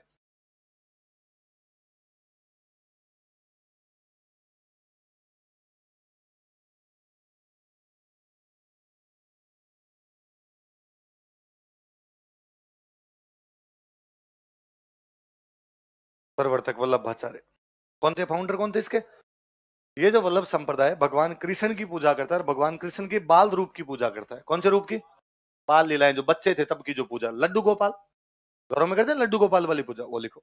इस संप्रदाय में, इन दिस सेक्ट, इस संप्रदाय में, इन दिस सेक्ट, भगवान कृष्ण के बाल रूप की पूजा की जाती है। Child form of lord Krishna is worshipped, भगवान कृष्ण के बाल रूप की पूजा की जाती है। Child form of lord Krishna is worshipped.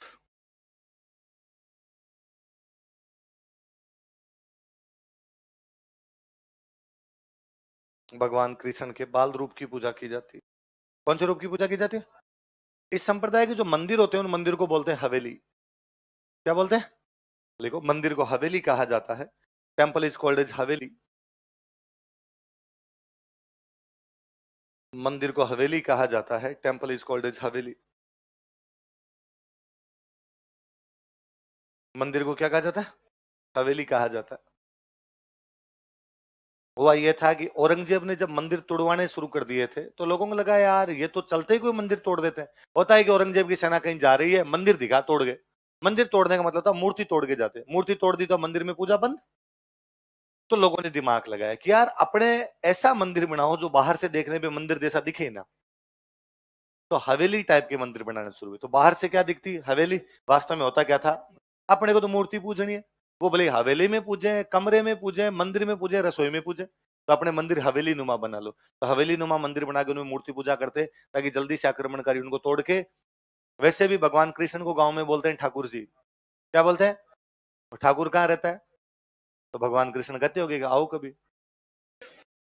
इन मंदिरों में जो गीत गाए जाते हैं उन गीतों को भी बोलते हैं हवेली संगीत। क्या बोलते हैं, देखो, मंदिरों में हवेली संगीत गाया जाता है, हवेली म्यूजिक इज संग इन टेम्पल्स। मंदिरों में हवेली संगीत गाया जाता है, हवेली म्यूजिक इज संग इन टेम्पल्स। मंदिरों में हवेली संगीत गाया जाता है, हवेली म्यूजिक इज संग इन टेम्पल्स। भगवान कृष्ण का जो जो मंदिर होता है, मंदिर में मूर्ति लगी होती है, मूर्ति की जो पीछे वाली दीवार होती है उस पर भगवान कृष्ण के चित्र बनाते हैं। पीछे वाली दीवार पर बनाते हैं इसलिए चित्रों को बोलते हैं पिछवाई। क्या बोलते हैं, देखो, मंदिर में दीवार पर तथा कपड़े के पर्दे पर भगवान कृष्ण के चित्र बनाए जाते हैं। In temple paintings of lord Krishna are depicted on curtains और वॉल्स। मंदिर में दीवार पर या कपड़े के पर्दे पर भगवान कृष्ण के चित्र बनाए जाते हैं। In temple paintings of lord Krishna are depicted on walls और कर्टेन्स। दीवार पर या कपड़े के पर्दे पर भगवान कृष्ण के चित्र बनाए जाते हैं।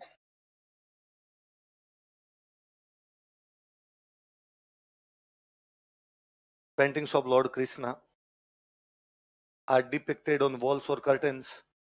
दीवार पर या कपड़े के पर्दे पर भगवान कृष्ण के चित्र बनाए जाते हैं जिन्हें पिछवाई कहा जाता है।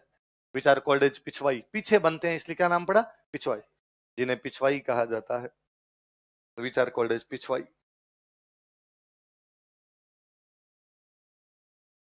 जिन्हें क्या कहा जाता है, पिछवाई। और वल्लभ संप्रदाय का अपने यहाँ पे खूब प्रभाव पड़ा था। अपने राजस्थान में वल्लभ संप्रदाय के 41 मंदिर है। कितने मंदिर है, देखो, राजस्थान में वल्लभ संप्रदाय के 41 मंदिर है।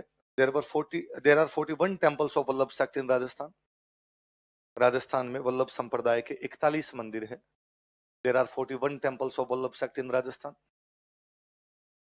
राजस्थान में वल्लभ संप्रदाय के 41 मंदिर है। There are 41 temples of Vallabh sect in Rajasthan. प्रमुख मंदिर लिखो कौन कौन से।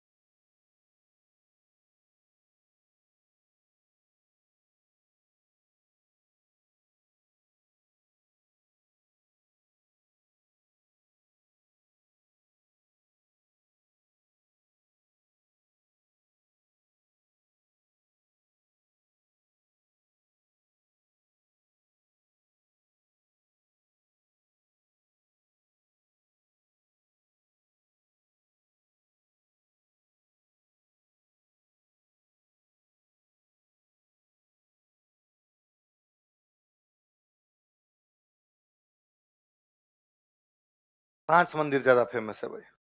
मथुरेश जी तो अपन ने 57 की क्रांति में पढ़ा था। मथुरेश जी मंदिर के महंत कन्हैयालाल गोस्वामी ने राजा और विद्रोहियों के बीच में समझौता करवाया था, पढ़ा था। वही मथुरेश जी कहां पर है, कोटा।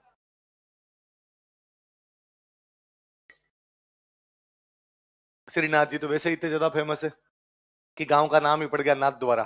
क्या नाम हो गया, जबकि इसका पहले किसी टाइम में नाम था सिहाड़। क्या नाम था, श्रीनाथ जी वाले गांव का नाम था सिहाड़। श्रीनाथ जी का मंदिर बना इसलिए क्या हो गया, नाथ द्वारा। और ज्यादा फेमस बाद में कर दिया अंबानी परिवार ने। अंबानियों के कोई काम होता है फटाफट कहाँ जाते हैं। अभी जियो 5G की लॉन्चिंग की तो कहां से, नाथ द्वारा, है ना। और अब तो इनकी मदर शायद थोड़े बुजुर्ग हो गए, वरना पहले मुझे याद है इनकी मदर तो हर 7वें दिन यहीं रहते। कोकिला बेन का फेमस किया हुआ है मंदिर। अखबार में डल आता कोकिला बेन ने आज ये आरती की, कोकिला बेन ने इतना दान दिया, कोकिला बेन नाथ द्वारा पधारे, कोकिला बेन ने ये घोषणा की। तो पहले तो इनका अंबानी परिवार पूरा इधर ही था। तो श्रीनाथ जी का मंदिर सिहाड़ गांव है। सिहाड़ को आजकल क्या बोलने लगे, नाथ द्वारा। तो याद रखना, अभी थानेदार वाले एग्जाम में क्वेश्चन था कि नाथ द्वारा का पुराना नाम क्या था। क्या नाम था, सिहाड़, राजसमंद में। कहां पर है, राजसमंद। द्वारिकाधीश जी कांकरोली में, कांकरोली भी कहां पड़ता है, राजसमंद। लिख लो, डिस्ट्रिक्ट लिख लो इनकी। नाथ द्वारा भी राजसमंद, कांकरोली भी राजसमंद।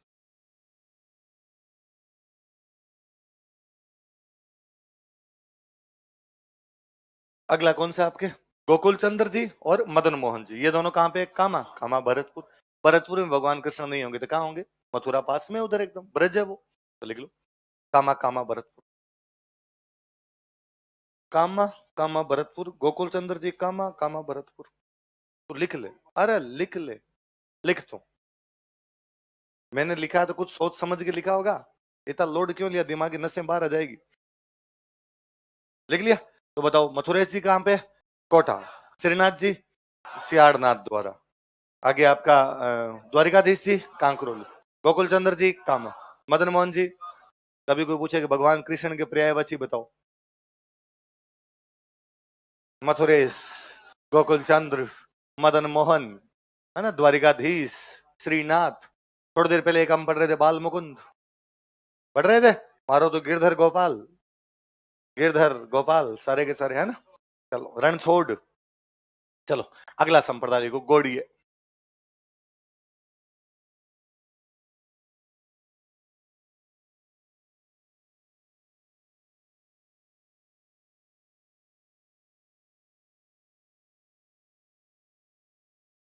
गोड़िए। कौन सा संप्रदाय? किसी टाइम में बंगाल को बोला करते थे गोड़। बंगाल को क्या बोलते? गोड़ से संप्रदाय शुरू हुआ, इसलिए क्या हो गया? शुरू करने वाले थे चैतन्य महाप्रभु। किसने शुरू किया था? बंगाल के बहुत बड़े एक संत हुए चैतन्य महाप्रभु। कौन सा संप्रदाय शुरू करते हैं? कौन सा संप्रदाय? गौड़ीय संप्रदाय क्यों बोलते हैं? गौड़ से शुरू हुआ। गौड़ किसको बोलते थे? बंगाल। किसको बोलते? बंगाल। देख लो, चैतन्य महाप्रभु ने गौड़ से यह संप्रदाय प्रारंभ किया था। गौड़ के क्वेश्चन बंगाल लिख लेना। Chaitanya Mahaprabhu started this sect from Gaur. Chaitanya Mahaprabhu ने गौड़ से यह संप्रदाय प्रारंभ किया था। Chaitanya Mahaprabhu started this sect from Gaur. Chaitanya Mahaprabhu ने गौड़ से यह संप्रदाय प्रारंभ किया था। Chaitanya Mahaprabhu started this sect from Gaur.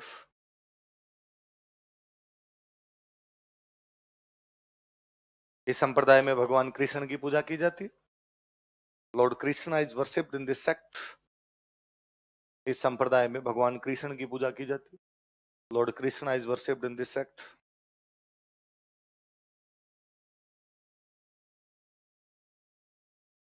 मंदिर लिखो, एक नंबर लगा के लिखो गोविंद देव जी।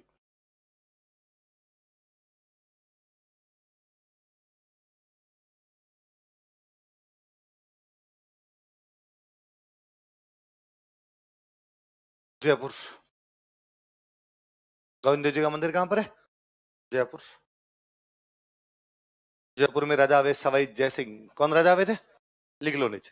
सवाई जयसिंह ने इस मंदिर का निर्माण करवाया था। Sawai Jaisingh build this temple.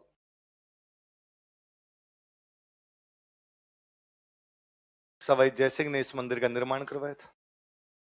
Sawai Jaisingh build this temple. इतना फेमस हुआ बाद में गोविंद देव जी कि जयपुर के राजा तो कहते थे भाई हम राजा है ही नहीं, राजा गोविंद देव जी। राजा कौन है? हम तो राजा के प्रधानमंत्री हैं। प्रधानमंत्री को अपने यहाँ बोलते दीवान। क्या बोलते? तो जयपुर के राजा कहते राजा तो कौन है? गोविंद देव जी। हम उनके प्रधानमंत्री है। प्रधानमंत्री क्या बोलते? दीवान। तो जयपुर के राजा खुद को क्या मानते थे? दीवान। किसका? देख लो, जयपुर के राजा किंग्स ऑफ जयपुर। जयपुर के राजा किंग्स ऑफ जयपुर खुद को गोविंद देव जी का दीवान मानते थे। Consider themselves as Diwan of Govind Dev ji. Consider themselves as Diwan of Govind Dev जी।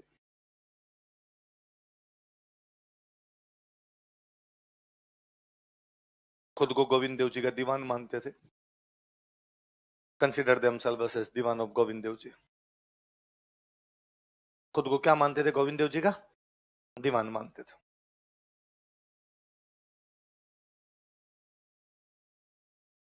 मैंने किसी भी शहर में किसी भी देवता के प्रति इतना चाम नहीं देखा जितना जयपुर के लोगों में गोविंद देव जी के प्रति। सब शहरों में कोई ना कोई मंदिर है। उस मंदिर में लोग जिस दिन दिन होता है उस दिन पूजा भी करते हैं। मैं बीकानेर पढ़ा करता। बीकानेर शहर के अंदर एक गणेश जी महाराज का मंदिर है, गढ़ गणेश। गढ़ के अंदर बना तो गढ़ गणेश। बुधवार को उस साइड में चले जाओ तो भयंकर भयंकर भीड़ मिलती है।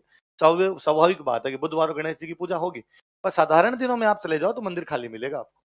ये कहिए आप कभी जोधपुर में तो चामुंडा मदर चामुंडे का खूब प्रभाव उधर।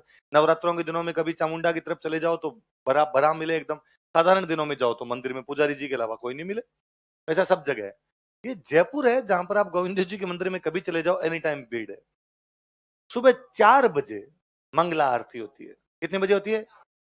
और भयंकर भीड़, तिल रखने की जगह नहीं मिली, इतने सारे लोग आते हैं। अच्छा, नॉर्मली क्या होता है कि जैसे मान लो किसी भी शहर का कोई मंदिर है और कभी कभी हो सकता है कि जनता कहे साइड में हटो, साइड में हटो, एक बार साइड में जाओ, मंदिर नहीं खुलेगा, एक बार इधर हो जाओ, इधर हो जाओ। आप खुसर पुसर करते हो, क्या हुआ क्या हुआ, क्यों नहीं जाने दे रहे? साहब आ रहे हैं, साहब आ रहे हैं, साहब आ रहे हैं। पता चला कलेक्टर साहब आ रहे हैं, इसलिए पहले कलेक्टर साहब पूजा करके फिर जाएंगे, फिर अपने घुसने देंगे। अपने लगता है कोई नहीं भाई, खड़े रहते हैं, कलेक्टर साहब 5 मिनट में पूजा कर लेते हैं। कलेक्टर साहब आए, हाथ जोड़े, निकल गए। तो वीआईपी ट्रीटमेंट था, वीआईपी ट्रीटमेंट था, ऐसा कुछ हो जाता है। आप कभी गोविंद देव जी जाओ, गोविंद देव जी आपको लगेगा आप हाथ जोड़ के खड़े हैं, यहाँ साहब खड़े हैं, यहाँ साहब की लुगाई खड़ी है, यहाँ साहब के ऊपर वाले साहब खड़े हैं, यहाँ उनकी लुगाई खड़ी है। कलेक्टर खड़ा है, एसपी खड़ा है, संभागीय आयुक्त खड़ा है, वो दिल्ली जा रहे हैं। ये भी नहीं कोई एक दिन दिल्ली जा रहे हैं। आपको ये भी हो सकता है कि आपके 2 कदम आगे कोई खड़ा और आपको यार जानकार जानकार सा लगता है, कौन है अंकल? आपको कहीं देखा देखा? अंकल क्या मैं मंत्री हूँ? अखबार में देखा होगा आपने कहीं पे या टीवी पे देखा होगा आपको। आगे मंत्री जी डेली की डेली वहां पर मिल जाएंगे। तो गोविंद देव जी वाला सिस्टम ही अलग है वास्तव में। मैं जब यहाँ नया नया तैयारी करने के लिए आया तो इधर मालवीय नगर में रूम लिया। तो आप उस कॉलेज वाली एज के अंदर होते हो तो दोस्तियां थोड़ी ज्यादा होती है। मैं बीकानेर से आया था तो बीकानेर के मेरे जितने दोस्त थे वो आने से पहले मेरे को फोन करते कि भाई कल आ रहा है तेरा भाई इधर, सुबह 4 बजे लैंड कर जाएगा इधर। अब यार हमारे बीकानेर वाली बस आगे रुकती पोलो विक्ट्री। मैं भी इतना ही बड़ा दरिया दिल और मैं था भाई जैसे जयपुर में इंटर करे भाई को मिस कॉल कर देना, तेरा भाई चेतक लेके आगे तैयार मिलेगा। हम था सर्दियों के दिन होते, मैं 4 बजे बाइक लेके पोलो विक्ट्री जाता उसको लेके आता। अब मैं कई बार सोचता हूँ तो हंसता हूँ यार मैं उसको ये भी कह सकता था कि ऑटो ले ले आजा, है ना, 40-50 रुपए ऑटो वाला लगा, तब इतने रुपए लगा करते, जब तो रेट भी बढ़ गई खूब सारी। इतने रुपए मैं आने जाने में तेल लगा दूंगा, ठंड मरूंगा मैं भी तू भी, 40-50 गए 60-70 भी लग गए तो कोई बात नहीं। पर तभी होता था कि ना भाई कदम रखे है ना, जान नौछावर कर दूं ऐसे भाई के लिए। तो एक बार ऐसे किसी को सर्दी की रात्रि 4:30-5 बजे सुबह सुबह का 4 बजे के आसपास का टाइम होगा, मैं धीरे धीरे बाइक लिया वहां उधर से टोंक रोड पे चढ़ा, जैसे टोंक रोड पे चढ़ा तो एक अंकल 60+ एज होगी, वो धीमे धीमे धीमे धीमे धीमे धीमे चलते जा रहे। तो मुझे लगा यार हो सकता है किसी बंदे की इमरजेंसी हो, ऑटो वोटो ना मिला हो इसलिए पैदल जाना पड़ रहा हो। मानवता के नाते अपने बाइक रोकी और बाइक रोक के मैंने कहा अंकल मैं छोड़ दूंगा मैं उधर ही जा रहा हूँ। तो अंकल ने कहा नहीं नहीं बेटा नहीं, मैं चला जाऊंगा आप चलो। तो मुझे लगा यार कई बार हो सकता है कि अपनी शक्ल भी तो अच्छी नहीं है, तो बंदे को लगा बेटा साइड में ले जा कहीं भी लगाएगा, जिते जेब में उते निकाल इधर। भाई भगवान कई कांड कर देता ना। तो मैंने कहा अंकल मैं पोलो विक्ट्री ही जा रहा था, मैं इधर से निकलूंगा 22 गोदाम होके, इसकी अपेक्षा मैं तो अजमेरी गेट होके निकल जाऊंगा यदि आपको उधर भी जाना। मेरे दिमाग में था कि कोई हॉस्पिटल इमरजेंसी तो एसएमएस जा रहे होंगे या और कोई हॉस्पिटल जा रहे होंगे, अपने जब निकल रहे हैं तो छोड़ देंगे। उन्होंने वापस मेरे कहा कि नहीं बेटा चिंता मत करो, मैं रेगुलर पैदल जाता हूँ तो मुझे जाना ही है। रेगुलर कहाँ जाते हैं सुबह सुबह 4 बजे आप? तो उनका मैं गोविंद देव जी की जाता हूँ। कब से? उनका पिछले 40 साल से। दिल्ली जाते हो अंकल? दिल्ली कभी जयपुर नहीं रहा हुआ हूं तो बात अलग है, जयपुर में रहा हूं। उस दिन तो मैं सुबह सुबह उठ के 4 बजे वाली मंगला आरती में जाता ही, मैं पहुंचूंगा तब तक मंगला आरती शुरू हो चुकी होगी, मैं उसमें जाके एक बार उसके साल भर के अंदर अंदर ऐसा वाक्य और घटित हुआ। एक बार एक सज्जन और मिले, मैंने सेम वैसे गाड़ी रोकी, उन्होंने वापस कहा कि नहीं बेटा मैं चला जाऊंगा। मैंने हाथों हाथ मैंने कहा गोविंद देव जी, उनका हाँ तुम्हें क्या पता, हम एक बार पहले मिल गए थे। तो मुझे समझ में आ गया अरे यार इधर वाला मामला जोरदार है। फिर एक दिन अखबार में पढ़ा मैंने कि कोई आईएएस जिनकी जयपुर में पोस्टिंग पिछले कई सालों से वो जयपुर में पोस्टेड थे, 1 साल सर्विस में कोई बचा हुआ उनके, उनको दिल्ली डेपुटेशन पे भेज दिया। डेपुटेशन पे भेजते कि भाई किसी बड़े मंत्रालय में दूसरी जगह पे आपको भेज दिया। और दिल्ली जिस जगह पे भेजा गया वो बहुत शानदार जगह है, मतलब ऐसी शानदार जगह कि बंदा साल भर काम कर ले तो उसके बाद आपको रिटायरमेंट के बाद जो रुपए मिलते हैं वो लेने की आवश्यकता नहीं, आप छाप सकते हो बटन। हर कोई आदमी चाहता है कि यार उधर पोस्टिंग हो जाए तो वारे न्यारे है यार, 7 पीढ़ियों का हिसाब करके जाएंगे, पूरी जिंदगी में नहीं कमाया होता साल भर में कमा के लाएंगे। उनका जैसे ही वहां डेपुटेशन पे लगाया तो उन्होंने राज्य सरकार को कहा कि भाई मैं जयपुर ही रहना चाहता हूँ, वो जो भी अथॉरिटी ने उनका ट्रांसफर किया तो मैं यहीं रहना चाहता हूँ, ये मेरा कैंसिल करो जयपुर। तो लगा कि यार बंदा समझ ही नहीं रहा है, ढंग की जगह भेजा है हमने तो क्यों करना है, तो सरकार ने कोई ध्यान नहीं दिया तो उन्होंने रिजाइन लिख दिया, इस्तीफा वीआरएस, रिटायरमेंट दे दिया जाए मुझे, वॉलंटरी रिटायरमेंट, स्वैच्छिक सेवानिवृत्ति। तो सरकार के कान खड़े हुए यार, सबसे अच्छा अफसर है हमारा क्यों वीआरएस ले रहे हैं।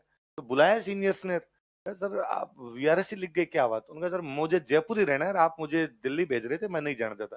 फिर क्यों नहीं जाना चाहते यार, वहां सब जाना ही चाहते हैं, आप भी चले जाते, ऐसा कुछ है नहीं। तो उनका 60 साल का होने वाला हूँ, अब जिंदगी का क्या भरोसा है, कितने दिन जिए कितने दिन नहीं जिए। मैं गोविंद देव जी के अलावा और कहीं रहना नहीं चाहता। मैं गोविंद देव जी कैसे देखूंगा दिल्ली जाके? तो लगा यार किसी आदमी में कितनी ज्यादा आस्था हो सकती है कि वो अपनी नौकरी दांव पे लगा गया कि उसको सुबह सुबह क्या देखना है। इतना चाम और किसी देवता के प्रति नहीं। आप भी यदि जयपुर आए हैं तो जयपुर में किसके जाके हैं? गोविंद देव जी देवता नहीं है, जयपुर के राजा है। जयपुर के एग्जाम से पहले कौन से मंदिर जाना है? पार यही लगाए, पढ़ाई तो अपने करते नहीं। दूसरा मंदिर लिखो,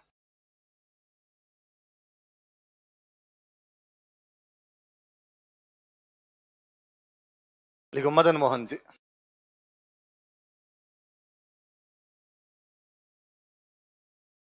करौली।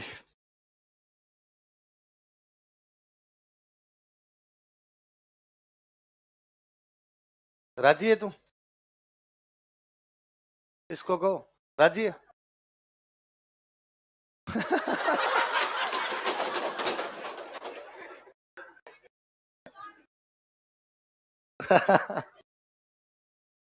चलो लिखो मदन मोहन जी के सर इसके दिमाग की बत्ती जलती है। बत्ती बंद रखा कर रहा है अपने तो।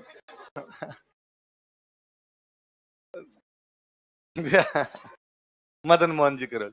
करौली में एक राजा आए थे गोपाल पाल, क्या नाम था? लिख लो। करौली महाराजा गोपाल पाल ने इसका निर्माण करवाया था। करौली महाराजा गोपाल पाल बिल्ट इट। करौली महाराजा गोपाल पाल ने इसका निर्माण करवाया था। करौली महाराजा गोपाल पाल बिल्ट इट। इसका मतलब मदन मोहन जी के मंदिर दो है, एक कामा में एक करौली में। कामा वाले मदन मोहन जी वल्लभ संप्रदाय के हैं और करौली वाले मदन मोहन जी गौड़ीय से। दोनों संप्रदाय अलग अलग है भाई, याद रह जाएगा। चलो अगला संप्रदाय लिखो, निम्बार्क।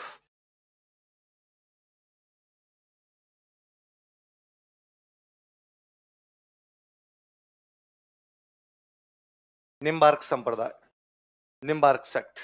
साउथ इंडिया के एक बहुत बड़े संत वे निम्बार्काचार्य, कौन हुए थे? उनके द्वारा शुरू किया गया संप्रदाय। देखो प्रवर्तक निम्बार्काचार्य।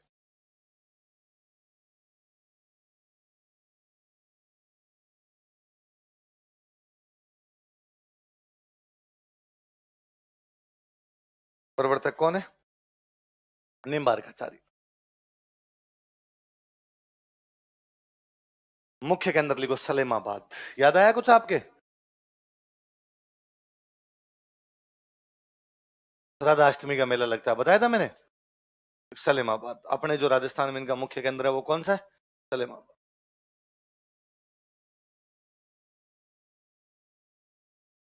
इस सलेमाबाद वाले केंद्र की स्थापना की थी परशुराम जी ने। किसने की थी? लिख लो। परशुराम जी ने इस केंद्र की स्थापना की थी। Parshuram ji built it. Parshuram ji founded it, ये लिख लो। परशुराम जी ने इस केंद्र की स्थापना की थी। Parshuram ji founded this centre. Parshuram जी ने इस केंद्र की स्थापना की थी। Parshuram ji founded this centre. ये परशुराम जी जो थे सिक्कर में अपनी जगह पड़ती है खंडेला। कौन सी जगह? यहां इनका जन्म हुआ था, लिख लो। इनका जन्म खंडेला में हुआ था। ये बॉर्न एट खंडेला। इनका जन्म खंडेला में हुआ था। खंडेला कहां पड़ता है? सिक्कर। ये बॉर्न एट खंडेला। इनका जन्म खंडेला में हुआ था। अब ये सिक्कर के थे, इन्होंने ये केंद्र बनाया तो सिक्कर साइड में संप्रदाय का प्रभाव ज्यादा है, क्योंकि मुझे सब संप्रदाय का प्रभाव ज्यादा कहा? शेखावटी, लिख लो। शेखावटी क्षेत्र में संप्रदाय का अधिक प्रभाव। क्या हुआ?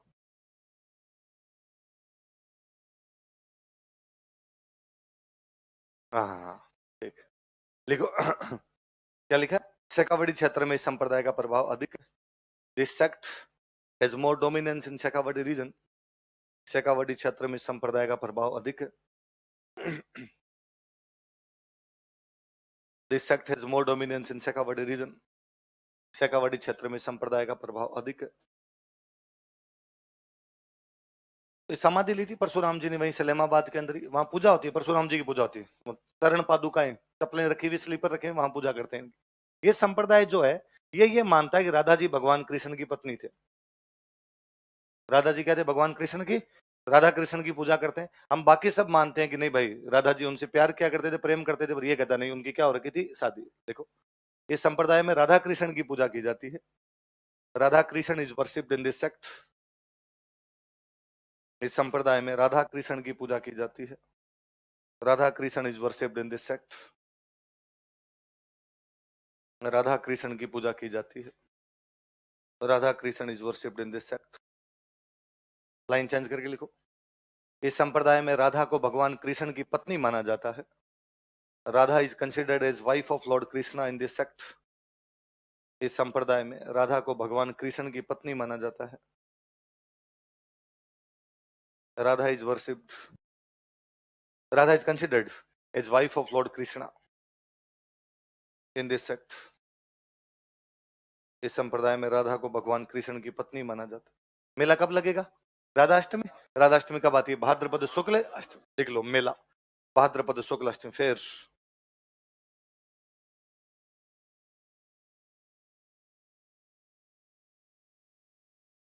भाद्रपद शुक्ल अष्टमी। परशुराम वो वाले खंडेला के थे क्या? भगवान राम के साथ जो लड़ाई की वो खंडेला के थे? छोटे छोटे बच्चों, तुम्हारे सवालों से हैरान और परेशान दोनों हूं मैं। अगला लिखो, प्रणामी संप्रदाय।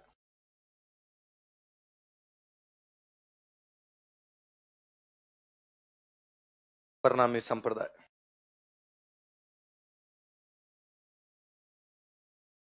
संस्थापक लिखो, प्राणनाथ जी।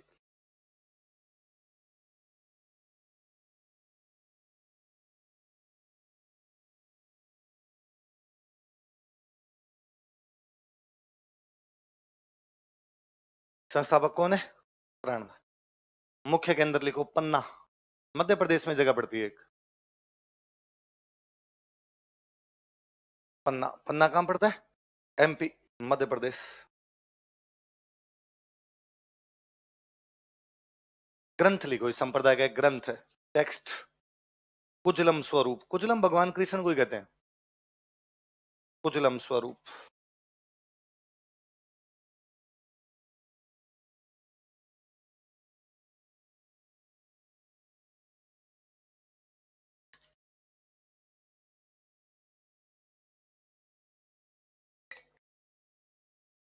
तो इस संप्रदाय में किसकी पूजा की जाती है? भगवान कृष्ण की। देखो, इस संप्रदाय में भगवान कृष्ण की पूजा की जाती है। Lord Krishna is worshipped in this sect. कुजलम रूप ही पूजा जाता है उनका, इसलिए किताब का नाम ही कुजलम रूप है। इस संप्रदाय में भगवान कृष्ण की पूजा की जाती है। Lord Krishna is worshipped in this sect. किसकी पूजा की जाती है? भगवान कृष्ण की पूजा की जाती है। तो फिर अपने लगता है अपना क्या लेना देना है? पन्ना में मुख्य केंद्र है। प्रणामी संप्रदाय को शुरू करने वाले प्राणनाथ जी भी राजस्थान के नहीं थे, तो हम कहते हैं इस प्रणामी संप्रदाय के लोग अपने जयपुर में रहते हैं। अपने जयपुर में कॉलोनी आदर्श नगर, कौन सी है? वहां पे प्रणामी संप्रदाय का मंदिर है, देख लो। जयपुर के आदर्श नगर में इस संप्रदाय का मंदिर है। There is a temple of this sect at Adarsh Nagar, Jaipur.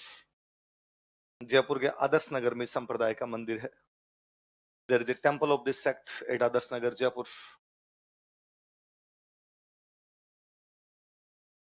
Jaipur के आदर्श नगर में इस संप्रदाय का मंदिर है। संस्थापक और प्रवर्तक एक ही हो, ठीक है? प्रवर्तक भी शुरू करना, संस्थापक की स्थापना करना एक ही होगा। जो स्थापना करेगा वही शुरू करेगा। तो कहां पर मंदिर है इनका? तो आदर्श नगर में कौन से संप्रदाय के लोग रहते हैं? प्रणाम। इसलिए आदर्श नगर से इस बार हार गए, बाकी 2 बार से एमएलए थे अशोक प्रणामी। जो बीजेपी के फॉर्मर राजस्थान प्रेसिडेंट थे अशोक प्रणामी, वो कहां से चुनाव लड़ते हैं? क्योंकि आदर्श नगर में कौन से संप्रदाय के लोग रहते हैं? अगला संप्रदाय लिखो, रामानंदी।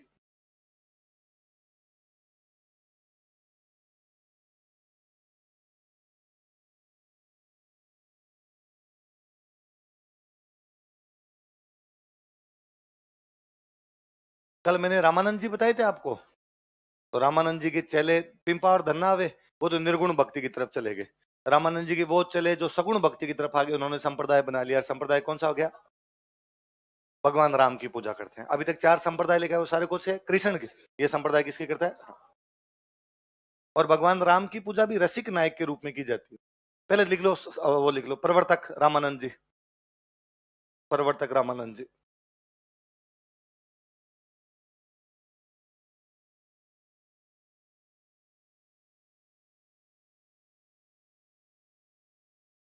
देखो, इस संप्रदाय में भगवान राम की पूजा रसिक नायक के रूप में की जाती है।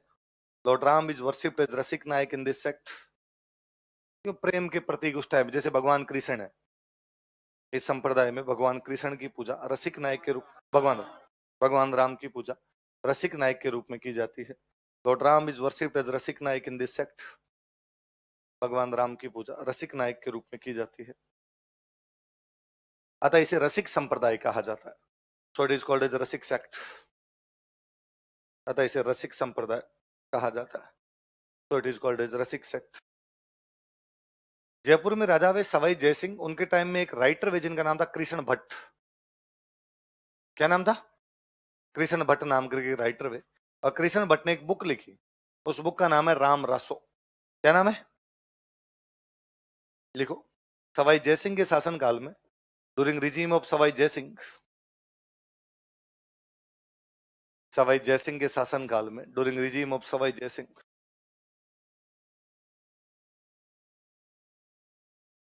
सवाई जयसिंह के शासनकाल में, during regime of Sawai Jaisingh, Krishna Bhatt ने राम रासो नामक पुस्तक लिखी थी। Krishna Bhatt wrote a book named Ram Raso. Krishna Bhatt ने राम रासो नामक पुस्तक लिखी थी। Krishna Bhatt wrote a book named Ram Raso. Krishna Bhatt ने राम रासो नामक पुस्तक लिखी थी। Krishna Bhatt wrote a book named Ram Raso, जिसमें भगवान राम व सीता की प्रेम कहानी का वर्णन है। अब भगवान राम जी का प्रेम और तो कहां दिखाएं, जिसमें भगवान राम व सीता की प्रेम कहानी का वर्णन है। In which love story of Ram and Sita is worshipped, is described, जिसमें भगवान राम व सीता की प्रेम कहानी का वर्णन है। In which love story of Ram and Sita is described, भगवान राम व सीता की प्रेम कहानी का वर्णन है। केंद्र लिखो, मुख्य केंद्र कौन से?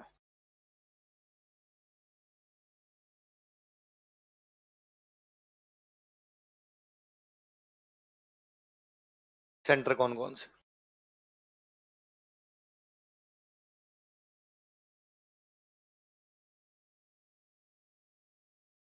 एक सेंटर है गलता जी, जयपुर में जगह।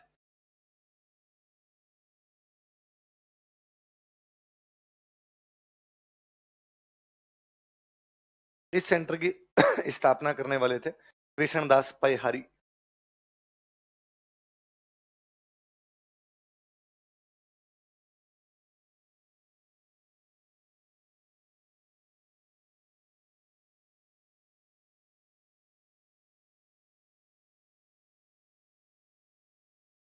इनके चेले हुए थे अगरदास जी। अगरदास जी चले गए थे सिक्कर। सिक्कर में गांव पड़ता है रेवासा, एक सेंटर रेवासा में बन गया।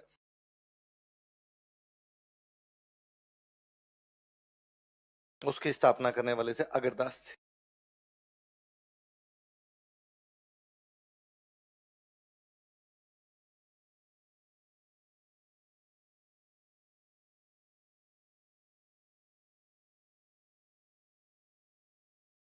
गलता जी वाली पीठ की स्थापना किसने की? कृष्णदास पैहारी। केवल दूध पीते खाने में, और कुछ ही नहीं खाते। पय का मतलब होता है दूध, जो केवल पय का आहार करे वो क्या कहलाए? पैहारी। तो कृष्णदास पैहारी ने कौन से एक सेंटर की स्थापना की थी? गलता जी। और सिक्कर में रेवासा वाला जो सेंटर है उसकी स्थापना किसने की थी? गलता जी। कहां पड़ता है? जयपुर। पहले जयपुर जयपुर तो था नहीं, पहले हुआ करता आमेर। आमेर में एक राजा हुए, जिन राजा का नाम था पृथ्वीराज। क्या नाम था? पृथ्वीराज। और ये जो राजा पृथ्वीराज थे, इनकी एक रानी थी, उस रानी का नाम था बालाबाई। क्या नाम था? ये दोनों भाई इनके अनुयायी थे। तो आमेर का कौन सा राजा और उसकी रानी कृष्णदास पैहारी के अनुयायी थे? पृथ्वीराज और बालाबाई। लिख लो, आमेर के राजा पृथ्वीराज व उसकी रानी Balabai. Amer king Prithviraj and his queen Balabai. Amer के राजा पृथ्वीराज व उसकी रानी Balabai. Amer king Prithviraj and his queen Balabai Krishnadas Paihari के अनुयायी थे, were disciples of Krishnadas Paihari. Krishnadas Paihari के अनुयायी थे, were disciples of Krishnadas Paihari. Krishnadas Paihari के अनुयायी थे, were disciples of Krishnadas Paihari. कहते हैं कि एक बार राजा पृथ्वीराज तो मंदिर में, जयपुर में कोई आमेर में मंदिर था, और उस मंदिर में पूजा करने के लिए जा रहे थे। आगे महिलाएं खड़ी थी, खूब सारी महिलाएं खड़ी थी। वो पहले कोई पूजा कर रही थी, राजा घुसे तो राजा ने उन महिलाओं का भाई साइड दो, थोड़ा साइड दो, आगे जा रहे। जस्ट आगे कोई एक महिला खड़ी थी और राजा पहचान नहीं पाए कौन है कौन है, सब महिलाएं सेम कपड़ों के अंदर ही। तो राजा ने कहा कि बहन थोड़ा साइड में हो जाओ, भाई थोड़ा साइड में हो जाओ, मुझे आगे जाना है। उस महिला ने जैसे ही मुड़ के देखा तो पता चला वो राजा की रानी थी, बालाबाई थी। राजा के मुंह से अपनी रानी के लिए बहन शब्द निकला, उसके बाद राजा और रानी में पति पत्नी का रिलेशन खत्म हो गया। उनका भले गलती से निकला हो, पर मेरे मुंह से तुम्हारे लिए क्या शब्द निकला? अब बहन। तो कम से कम मैं पति पत्नी वाला रिलेशन तो तुम्हारे साथ में नहीं रख सकता, इसलिए नाम बाला बाई है। वरना इस प्रकार रानियों के नाम मिलते हैं तो अपने को मिलते हैं दे, बाला दे, उमा दे, वैसे नाम मिलेंगे आपको, पर यहाँ नाम ही क्या है। तब मुझे लगता है कि यार एक राजा गलती से उसके मुंह से यूं बहन शब्द निकल गया, तो उसने बाद में वैसा ही रिश्ता रख लिया जो जैसा किसके बीच में होता है, भाई बहन। तब मुझे लगता है किसी भी आदमी को अपने गांव की किसी लड़की से प्यार कैसे हो सकता है? नेचुरली बहन है, वो तुम्हारे गांव की है, तुम्हारी बहन बेटी है, और तुम्हें ये प्यार कैसे होता है? धूड़ खानी है, कहीं साइड में जा खाओ, दोबे भर भर खाओ। एक घर तो डाकण ही टाला है, गांव तो टालता कम से कम कि नहीं नहीं ये अपने आप हो जाता। अरे अपने आप कैसे होता? अपने आप होता फिर सगी बहन से नहीं होता, वहां तो नहीं हो रहा। इसका मतलब अपने आप तो नहीं होता है, तो ये मतलब तुम्हारे दिमाग में ही कचरा है। तो मुझे ये बड़ा ही अजीब सा लगता है कई बार कि कोई कह देता कि नहीं हम प्यार करते हैं। अरे कर ले यार, और कहीं कर ले, साइड में जा, तुम्हें जो कर रहा है वो करो, कहाँ बक्से जाए यार कम से कम। तो ये बड़ा वो है कि राजा पृथ्वीराज और रानी बालाबाई में बाद में बहन भाई जैसा रिलेशन हो गया। ये जो गलताजी है बहुत पवित्र जगह है अपनी भाई। तो मैं गलताजी के बारे में दो चार बातें बताता हूँ। देखो, गलताजी के अंदर किसी टाइम एक ऋषि रहा करते थे, गालव। कौन से ऋषि रहते? तो गालव ऋषि का आश्रम था, इसलिए नाम क्या पड़ गया? गलताजी। क्या नाम पड़ गया? कौन से ऋषि का आश्रम था? Ashram of saint Galav. Galtaji famous है अपने सूर्य मंदिर के लिए। बहुत पुराना यहां पर एक सूर्य मंदिर बना हुआ, सन टेम्पल। मुझे याद है एक बार क्वेश्चन था कि गलताजी अपने कौन से मंदिर के लिए फेमस है, तो कौन से मंदिर के लिए? सूर्य मंदिर के लिए। मैं कल आपको बता रहा था कि भक्ति आंदोलन, सुन लो एक बात लिख लेना, भक्ति आंदोलन की शुरुआत हुई थी साउथ इंडिया। साउथ इंडिया के जो भक्ति आंदोलन वाले संत हुए थे, उनमें एक संत हुए जिनका नाम था रामानुज। क्या नाम था? रामानुज वाली परंपरा में चले रामानंद। तो रामानंद जी ये मानते थे भाई मैं साउथ इंडिया में भक्ति किसके सीख के आया हूं? रामानुज। तो रामानंद इसका मतलब खुद कौन से संप्रदाय के हो गए? रामानुज। तो रामानुज वाले रामानंदी वाले आपस में एक दूसरे से मिलते जुलते रहते। तो यहाँ गलताजी में रामानंदी संप्रदाय तो है, साथ में एक संप्रदाय के लोग और रहते हैं, वो कौन सा है? रामानुज। तो गलताजी केवल रामानंदी का नहीं बल्कि रामानुज संप्रदाय का केंद्र भी है। कौन संप्रदाय का? रामानुज। सुनना देखो थोड़ी बातें, वरना समझ नहीं आएगी चीजें। रामानुज संप्रदाय का केंद्र, सेंटर ऑफ रामानुज सेक्ट। अच्छा, रामानुजी साउथ इंडिया के थे, तो इनका मुख्य केंद्र होगा, वो भी सी बात है, कहां पर होगा? साउथ इंडिया, तमिलनाडु के अंदर इनका मुख्य सेंटर है। उस सेंटर का नाम है तोताद्री। क्या नाम है? तो रामानुज संप्रदाय का मुख्य केंद्र तोताद्री है, और तोताद्री कहां पर पड़ता है? तमिलनाडु। तमिलनाडु कहां पर हो गया? South India. लेकिन नॉर्थ में यदि वो कहीं पर रहते हैं तो वो कहां पर रहते हैं? गलताजी। इसलिए मैं कह सकता हूं कि गलताजी उत्तर भारत का तोताद्री। साउथ इंडिया में मुख्य केंद्र तोताद्री, नॉर्थ इंडिया में मुख्य केंद्र गलताजी। इसलिए हम कह सकते हैं कि ये क्या? उत्तर भारत का तोताद्री। क्यों कहते हैं? क्योंकि रामानुज संप्रदाय का केंद्र है। कौन संप्रदाय केंद्र है? रामानुज संप्रदाय का। साउथ इंडिया का केंद्र कौन सा है? तोताद्री। इसलिए नॉर्थ इंडिया वाले गलताजी वाले क्या बोलने लगे? उत्तर भारत का तोताद्री। आप कभी गलताजी जाएंगे तो आप देखेंगे वहां भयंकर संख्या में बंदर है, इसलिए इसका नाम ही पड़ गया मंकी वैली। क्या नाम पड़ गया? ये उतार लो, गलताजी के बारे में खूब सारी बातें।